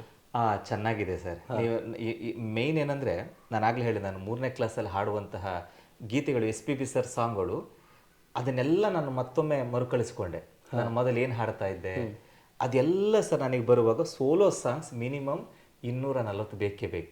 ಆ 240 ಸಾಂಗ್ ಕೂಡ ನನಗೆ ಟಕ್ ಟಕ್ಕ ಸಿಕ್ಕಿಬಿಟ್ಟಿದ್ದು. ನಾನು ಮೊದಲು ಹಾಡ್ತಾ ಇದ್ದಂಥ ಗೀತೆಗಳೇ ಹೌದು. ಈಗಿನ ಯೂತಿಗೆ ಎಷ್ಟೋ ಜನ ಗೀತೆಗಳ ಕೇಳಲಿಕ್ಕಿಲ್ಲ, ಯಾಕೆಂದರೆ ಈಗಿನ ಕಾಲಮಾನದಲ್ಲಿ ಒಂದಷ್ಟು ರ್ಯಾಪ್ ಸಾಂಗ್ ಅದನ್ನು ಅವ್ರವ್ರ ಇಂಟ್ರೆಸ್ಟ್. ಬಟ್ ನಾವು ಕಲೆನ ಆರಾಧಿಸೋದ್ರಿಂದ ನಮಗೆ ಆ ಶಾಸ್ತ್ರೀಯ ಆ ಪರಂಪರೆ ತುಂಬ ಅಗತ್ಯತೆ ಬೇಕಾಗ್ತದೆ. ಹಾಗಾಗಿ ನನಗೆ ಇಲ್ಲಿ ಅದು ಸಹಾಯ ಆಯಿತು ಸರ್. ಹಾಗಾಗಿ ನಾನು ಮಾನಸಿಕವಾಗಿ, ದೈಹಿಕವಾಗಿ ಮತ್ತು ಸಮಾಜಕ್ಕೆ ಏನು ಕೊಡಬೇಕು ಅದು ಆಲ್ರೆಡಿ ಮೆಂಟಲಿ ರೆಡಿ ಆಗಿಬಿಟ್ಟಿದೆ. ಮತ್ತು ನಿದ್ರೆ ಬಿಟ್ಟು ಹಾಡೋದು ಅಷ್ಟು ಸುಲಭ ಮಾತಲ್ಲ ಸರ್. ಯಾಕೆಂದರೆ ನಮ್ಮೆಲ್ಲ ಹಿರಿಯ ಕಲಾವಿದರು ಎಲ್ಲರೂ ವಿಶ್ ಮಾಡಿದರು, ಹೇಳಿದರೆ ಯಶ್ವಂತ್ ನಾವು 3 ಗಂಟೆ ಹಾಡಿ ಮತ್ತೆ ಹೋಗಿ ಮಲ್ಕೊಳ್ತೇವೆ, ನಮಗೇನಪ್ಪ ಅಂದರೆ ರೆಸ್ಟ್ ಬೇಕು ಅಂತ. ಇನ್ನೊಂದು ಕಾರ್ಯಕ್ರಮ ಹಾಡಬೇಕು ಅಂದರೆ ನಾಳೆ ಹಾಡುವ ಕಾರ್ಯಕ್ರಮಕ್ಕೆ ಇವತ್ತು ರಾತ್ರಿ ಫುಲ್ ರೆಸ್ಟ್ ಮಾಡಿಬಿಡ್ತೇವೆ. ಆದರೆ ದೇವ್ರು ನಿಮಗೆ ತುಂಬ ಶಕ್ತಿ ಕೊಡಬೇಕು ಅಂದ್ಕೊಂಡೆಲ್ಲ ಹೇಳಿದರು. ಬಟ್ ಏನಪ್ಪ ಅಂದರೆ ನಾವು ನಂಬಿದಂಥ ದೇವರನ್ನು ಮುಂದಿಟ್ಕೊಂಡು ನಮ್ಮ ಸಾಧನೆಯನ್ನು ಮಾಡಲೇಬೇಕು ಅಂತ ಹಠ ಸಾಧನೆ ಮಾಡಿದ್ದೇನೆ ಸರ್. ಹಾಗಾಗಿ ಈ ರೀತಿಯಾಗಿ ನಾನು ಪ್ರಿಪರೇಷನ್. ನೀವು ನಿಮ್ಮ ಕಲೆಯಲ್ಲಿ, ನಿಮ್ಮ ಸಂಗೀತದಲ್ಲಿ ದೇವರನ್ನು ನೋಡ್ತೀರಾ? ಖಂಡಿತ ಸರ್. ಇದಕ್ಕಿಂತ ಇನ್ನು ಬೇರೆ ದೊಡ್ಡ ಇದೇನು ಇಲ್ಲ. ಖಂಡಿತ. ಈಗಿನ ಯುವ ಪೀಳಿಗೆಗೆ ಸರ್ ನೀವು ಕೊಡುವಂಥ ಒಂದು ಸಂದೇಶ ಏನು? ಯಾಕಂದರೆ ಈಗ ನೋಡಿ, ನಾಡ್ದು ನೀವು ಒಂದು ಏನು ಸ್ಟೆಪ್ ಇಡ್ತಾ ಇದ್ದೀರಾ? ಹೌದು ಸರ್. ಇದೆ ಅಲ್ಲ ಸರ್ ಕಾರ್ಯಕ್ರಮ? ಹೌದು ಹೌದು ಹೌದು ಹೌದು. Golden book of world record, ವಿಶ್ವದಲ್ಲೇ ಪ್ರಪ್ರಥಮ ಬಾರಿಗೆ ಗಾನಗಂಧರ್ವ ಡಾಕ್ಟರ್ SP ಬಾಲಸುಬ್ರಹ್ಮಣ್ಯಂ ಅವರ ಜನ್ಮದಿನದ ಪ್ರಯುಕ್ತ ಯಶವಂತ್ MG ಇವರಿಂದ 24 ಗಂಟೆಗಳ ಕಾಲ ನಿರರ್ಗಳವಾಗಿ ಗಾಯನ ಕಾರ್ಯಕ್ರಮ, ಬಾಲಗಾನ ಯಶೋಯಾನ. ಹೌದು ಸರ್. ಸ್ಥಳ ಮಂಗಳೂರಿನ ಪುರಭವನ, ದಿನಾಂಕ ಜೂನ್ 3, 2025, ಮಧ್ಯಾಹ್ನ 3ರಿಂದ ಜೂನ್ 4, 2025 ಮಧ್ಯಾಹ್ನ 3 ಗಂಟೆಯವರೆಗೆ ಅಲ್ವಾ? ಹೌದು ಹೌದು ಸರ್. ಅದೇ ಈಗ 24 ಅವರ್ಸಲ್ಲಿ ನೀವು ಹೇಳಿದ್ರೆ 1 ಗಂಟೆಗೆ 5 ನಿಮಿಷ ಬ್ರೇಕ್ ನಿಮಗೆ. ಹೌದು. 5 ನಿಮಿಷ ಬ್ರೇಕಲ್ಲಿ ಏನು ನೀವು ಆ ಜ್ಯೂಸ್ ಎಲ್ಲ ಆ ಟೈಮಲ್ಲಿ ಕುಡಿತೀರಾ ಹೇಗೆ? Correct sir. ಅಲ್ಲ, ಈಗ ಲಿಕ್ವಿಡ್ ಫಾರ್ಮಲ್ಲಿ ಇರ್ತೀರಾ ನೀವು. ಇವತ್ತು ಮಧ್ಯಾಹ್ನದಿಂದ ನಾಳೆ ಮಧ್ಯಾಹ್ನ ತನಕ ಲಿಕ್ವಿಡ್ ಫಾರ್ಮಲ್ಲಿ ಇರ್ತೀರಾ. ನಿಮಗೆ ಈಗ ಸುಸ್ತಾಗೋದಿಲ್ವಾ? ಶಕ್ತಿ ಬೇಕಲ್ಲ ಸರ್ ಹಾಡಲಿಕ್ಕೆಲ್ಲ. ಈಗ ಅವ್ರು ಹೇಗಿರ್ತಾರೆ ಸರ್ ಈಗ ರಿದಮ್ ಅವರೆಲ್ಲ? ಸರ್ ಅಲ್ಲಿ ನಮ್ಮ ಬ್ಯಾಕ್ಗ್ರೌಂಡ್ ಮ್ಯೂಸಿಕ್ನವರು ಈಗಿನ ಎಲ್ಲ ಸಿಹಿ ತಿಂಡಿಗಳು ಅಥವಾ ಖರೀದಿಸಿದ ತಿಂಡಿಗಳು ಅಥವಾ ಅವ್ರಿಗೆ ಬೇಕಾದಂಥ ಫುಡ್ಡನ್ನು ನನ್ನ ವಿದ್ಯಾರ್ಥಿಗಳು ಅದನ್ನು ಸಪ್ಲೈ ಮಾಡ್ತಾರೆ ಸರ್. ಯಾವ ಟೈಮಲ್ಲಿ? ಈಗ ಅದು ಆ ಬ್ರೇಕ್ ಸಮಯದಲ್ಲಿ. ಆಮೇಲೆ 5 ನಿಮಿಷ 5 ನಿಮಿಷ. ಮತ್ತೆ ಅವರಿಗೆ ತುಂಬ ಹಸಿವಾಯ್ತು ಅಂದರೆ ಅವರ ಏನು ಕಾಲು ಬುಡದಲ್ಲೇ ಡ್ರೈ ಫ್ರೂಟ್ಸ್ ಎಲ್ಲ ಆಲ್ರೆಡಿ ಸೆಟಪ್ ಆಗಿರ್ತದೆ. ಈಗ ನೀವು ಏನು ಹಾರ್ಡ್ ಐಟಮ್ಸ್ ಎಲ್ಲ ತಿನ್ಲಿಕ್ಕಿಲ್ಲ, ಲಿಕ್ವಿಡ್ ಐಟಮ್ ಅಲ್ಲಿ? ಹೌದು ಸರ್. ಅಲ್ಲ ಸರ್, ಈಗ ನಾನು ಇದೊಂದು ವೀಕ್ಷಕರಿಗೆ ಕುತೂಹಲ ಕೂಡ ಇರ್ತದೆ. ಲಿಕ್ವಿಡ್ ಐಟಮೇ ನೀವು ಕುಡಿತಾ ಇರ್ತೀರಾ. ಈಗ ನಮಗೊಂದು ವಾಶ್ರೂಮ್ ಹೋಗ್ಲಿಕ್ಕೆ ಏನಾದ್ರು ಬಂತು, ಆ ಟೈಮಲ್ಲಿ ಹೇಗೆ, ಎಂತ ವ್ಯವಸ್ಥೆ ಇದೆ? ಸರ್, ಏನಂದ್ರೆ ನಾನು ರೆಕಾರ್ಡ್ ಮಾಡ್ಲಿಕ್ಕೆ ಹೊರಟಿರೋದ್ರಿಂದ ನನಗೀಗ 3 ಗಂಟೆಯಿಂದ 4 ಗಂಟೆವರೆಗೆ ಹಾಡಿ 4ರಿಂದ 4 ಗಂಟೆ 5 ನಿಮಿಷದಲ್ಲಿ ಮಾತ್ರ ವಿರಾಮ. ಆ ವಿರಾಮದೊಳಗೆ ನಾನು ಇದೆಲ್ಲ ಮುಗಿಸ್ಕೊಳ್ಬೇಕಾಗ್ತದೆ. ಹಾಗಂತ ತುಂಬಾ ಜಾಗ್ರತೆ ಬೇಕು. ಚಾಲೆಂಜ್ ಮಾಡ್ಲಿಕ್ಕೆ ಹೊರಟಿದ್ದೀರಾ, ವರ್ಲ್ಡ್ ರೆಕಾರ್ಡ್ ಮಾಡ್ಲಿಕ್ಕೆ ಹೊರಟಿದ್ದೀರಾ golden book of world record ಅಲ್ಲಿ. ಅವಾಗ ಇದನ್ನೆಲ್ಲ ನೀವು ನೋಡ್ಕೊಂಡು ಕೊಡ್ಲಿಕ್ಕೆ ಆಗಲ್ಲ. ಖಂಡಿತ. ಇನ್ನೊಂದೇನು ಗೊತ್ತಾ ಸರ್, ಈಗ ನಾನು ಮೆಲ್ಲ ಒಂದು ಇರ್ಲಿ ಅತ್ಲಾಗೆ ಅಂತ ಹೇಳ್ಬೋದು. ಆದ್ರೆ ನನ್ನ ನೋಡ್ಲಿಕ್ಕೆ ನಮ್ಮ ಏಷ್ಯಾದ ಹೆಡ್ ಎದುರುಗಡೆ ಬಂದು ಕೂತಿರ್ತಾರೆ. ಅದಾಗಲ್ಲ ಮೋಸ ಮಾಡ್ಲಿಕ್ಕೆ ಆಗಲ್ಲ. ಇಲ್ಲ ಸರ್, ಸಾಧ್ಯವಿಲ್ಲ, ಚಾನ್ಸ್. ಈ ತರ ಮುಂಚೆ ಮಾಡಿದ್ದೀರಾ ಮನೆಯಲ್ಲೆಲ್ಲ ಪ್ರಾಕ್ಟೀಸ್ ಮಾಡಿದ್ದೀರಾ 24 ಗಂಟೆ ಎಲ್ಲ? ಹೌದು ಸರ್, ಯಾಕೆಂದ್ರೆ ನಾನು ನಮ್ಮ ಮಲ್ಪೆ ಕೊಳ ಅಂತ ಇದೆ, ಈಗ ಬಹಳ ಅದ್ಭುತವಾದಂಥ ಒಂದು ಭಜನಾ ಮಂದಿರ, ನಮಗೊಂದು ಒಳ್ಳೆ ಸಂಸ್ಕಾರವನ್ನು ಕೊಟ್ಟಂತಹ ಭಜನಾ ಮಂದಿರ. ಇದನ್ನ ಎಲ್ಲ ಯೂತ್ ಅರ್ಥೈಸ್ಕೊಳ್ಬೇಕು ಅಂತ ಹೇಳ್ತೇನೆ. ಹಾಗೆ ಈಗಾದ್ರೆ ಬಹಳ ಚೆಂದಾಗಿದೆ ಸರ್. ಸರ್ ಈಗ ನಾನಾಗಲೇ ಹೇಳಿದೆ, ನಮ್ಮ ಬಾಲ್ಯ ಜೀವನದಲ್ಲಿ ನಾವು ಹೆಚ್ಚಾಗಿ ಭಜನೆ ಮಾಡಿಯೇ ಕಾಲವನ್ನು ಕಳೆದಂಥವ್ರು. ತುಂಬ ಆಸಕ್ತಿ. ಯಾವ ಭಜನೆ ಮಂದಿರ ಬಿಡಲಿಲ್ಲ ಸರ್. ಆ ಭಜನೆಗಳು ಪ್ರಾರಂಭವಾಗ್ತಿದೆ ರಾತ್ರಿ 9 ಗಂಟೆಗೆ. ಆ ಹೊಯ್ಗೆ, ಆ ಸಣ್ಣದಾದ ದೀಪ, ಆಮೇಲೆ ಆ ಹಿರಿಯವರು ಈಗಿನ ಹಾಗೆ ಉದಾಹರಣೆಗೆಲ್ಲ ಚಿನ್ನಾಭರಣ ಹಾಕ್ಕೊಂಡು ದೊಡ್ಡ ಶೋ ಅದಿಲ್ಲ ಸರ್. ನಮ್ಮ ಹಿರಿಯರು ಎಷ್ಟು ಸಂಪ್ರದಾಯದ ಅಂದರೆ ಭಾಳ ಪ್ರೀತಿ, ಆ ಮುಗ್ಧತೆ ಎಲ್ಲ ನಮ್ಗೆ ಈಗಲೂ ಕಣ್ಣು ಮುಂದೆ ಉಂಟು. ಹೀಗೆ ಸೇರಿಕೊಂಡು ಸರಿ ಸುಮಾರು ಒಂದು 200-300 ಜನ. ಅದು ಚಿಮಿಣಿ ಎಣ್ಣೆ, ಈಗ ಲೈಟ್ ಹೋಗಿಬಿಟ್ರೆ ಚಿಮಿಣಿ ಎಣ್ಣೆ ಇತ್ತು ಸರ್ ಮೊದಲು, ಅದರಲ್ಲೆಲ್ಲ ನಾವು ಭಜನೆ ಮಾಡಿದಂಥವ್ರು. ಹಾಗಾಗಿ ಆ ಸಂದರ್ಭಗಳು ನಮಗೆ ಹೆಚ್ಚು ಪುಷ್ಟಿಯನ್ನು ನಡೀತು. ಇನ್ನೊಂದೇನೆಂದ್ರೆ ರಾತ್ರಿ 9 ಗಂಟೆ ಪ್ರಾರಂಭವಾದ್ರೆ ಅದರ ಫೈನಲ್ ಕೂಡ ರಾತ್ರಿ 3 ಗಂಟೆ 4 ಗಂಟೆಗೆ ಆಗ್ತಾ ಇತ್ತು. ಅಭ್ಯಾಸ, ಇದ್ರ ತಯಾರಿ ಅಲ್ಲಿ ಮಾಡಿದಿರ ನೀವು? ಖಂಡಿತ ಸರ್. ನಾವು ಮತ್ತೆ ನಮ್ಮ ಇದಕ್ಕೆ ಬರುವಾಗ 7 ಗಂಟೆ 8 ಗಂಟೆ ಮತ್ತೆ ನಿತ್ಯ ಕರ್ಮಗಳು ಮತ್ತೆ ನಿದ್ರೆ ಬರ್ತಾ ಇರಲಿಲ್ಲ. ಈ ಸಂದರ್ಭಗಳು ನನಗೆ ಬಹಳಷ್ಟು ತುಂಬಾ ಕಡೆ ನಿಮಗೆ ಅದೇ ಒಂದು ಮೋಟಿವೇಟೆಡ್ ಆಗಿದೆ ಆ ಟೈಮ್ ಅಲ್ಲಿ. ಖಂಡಿತ. ಹಾಗಾಗಿ ಈಗ ನಿದ್ರೆ ಬಿಡ್ಬೇಕಾದ್ರೆ ಖಂಡಿತವಾಗಿ ನಿದ್ರೆ ಬಿಡ್ತೆ, ಏನಾದ್ರ ಬಗ್ಗೆ ಮಾರನೇ ದಿನ ಎಚ್ಚರ ಇರ್ಲಿಕ್ಕೂ ರೆಡಿ ಇದ್ದೀರಾ ನೀವು? ಅಭ್ಯಾಸ 100% ಸರ್. ಯಾಕಂದ್ರೆ ನಾನು ಅದಕ್ಕೆ ಹೇಳಿದೆ, ನೀವು ಬೆಳೆದು ಬಂದ ರೀತಿನೇ ಆ ಥರ ಇದೆ. ಮಠ, ವೇದ, ಪುರಾಣ, ಈ ತರ ಎಜುಕೇಶನ್ ಒಂದು ಸಿಸ್ಟಮ್ ಅಲ್ಲಿ ನೀವು ಬಂದಿದ್ದೀರಾ. ನಿಮಗೆ ಅಂದ್ರೆ ಗುರಿ ಇತ್ತು, ಆ ಗುರಿನ ಈಗಲೂ ಫಾಲೋ ಮಾಡ್ತೀರಾ. ನಿಮಗೆ ಇನ್ನೂ ಗುರಿ ತಲುಪಲಿಲ್ಲ ಅನ್ನೋ ನಿಮಗೆ ವಿಚಾರ ನಿಮ್ಮ ಮಾತಲ್ಲೇ ನನಗೆ ಅರ್ಥ ಆಗ್ತದೆ. ಖಂಡಿತ ಸರ್. ವೀಕ್ಷಕರೇ, ಇದೇ ಸಾಧನೆ ಮಾಡುವವರ ಒಂದು ಅತ್ಯುತ್ತಮ ಒಂದು ಏನು ಹೇಳ್ತಾರೆ ಅದಕ್ಕೆ ಒಂದು ಆ ಬೆಳವಣಿಗೆ ಕಾರಣ ಆಗುವಂತ ಒಂದು ಮಾತು ಅಂದ್ರೆ ಇವರ ಮಾತಲ್ಲಿ ನಮಗೆ ಗೊತ್ತಾಗ್ತದೆ. ಈ ತರ ಗುರಿ ಬೇಕು ಮನುಷ್ಯನಿಗೆ. ಯಶವಂತ್ ಅವರೇ, ನಿಮ್ಮ ತಂದೆ ತಾಯಿಯ ಸಪೋರ್ಟ್ ಹೇಗಿತ್ತು ನಿಮಗೆ? ಆ ತಂದೆ ತಾಯಿ ಅದೇನು ತೊಂದರೆ ಇಲ್ಲ ಸರ್. ಅವ್ರು ಯಾವತ್ತೂ ನನ್ನ ಜೀವನಕ್ಕೆ ಈಗ ನೀನು ಅದನ್ನೇ ಮಾಡು, ನಾನು ಹೇಳಿದೆ ನಾನು LLB ಲಾಯರ್ ಆಗಬೇಕು ಅಂತಿದ್ದವ, ನಿಮಗೆ ಅದು ಹಾಗೆ ಹೀಗೆ ಅಂತ ಏನು ಹೇಳಲಿಲ್ಲ. ಲಾಯರ್ ಏನಾಯ್ತು, ಅರ್ಧಕ್ಕೆ ನಿಂತಿತ್ತು ಸರ್. ಯಾಕೆಂದ್ರೆ SSLC ಬಹಳ ಕಡಿಮೆ ಮಾರ್ಕ್ಸ್ ನಂಗೆ. ಬಹಳ ಕಡಿಮೆ ಅಂದ್ರೆ ಸ್ವಲ್ಪ ಹೇಳ್ಬೋದು ವೀಕ್ಷಕರಿಗೆ ಗೊತ್ತಾಗ್ತದೆ.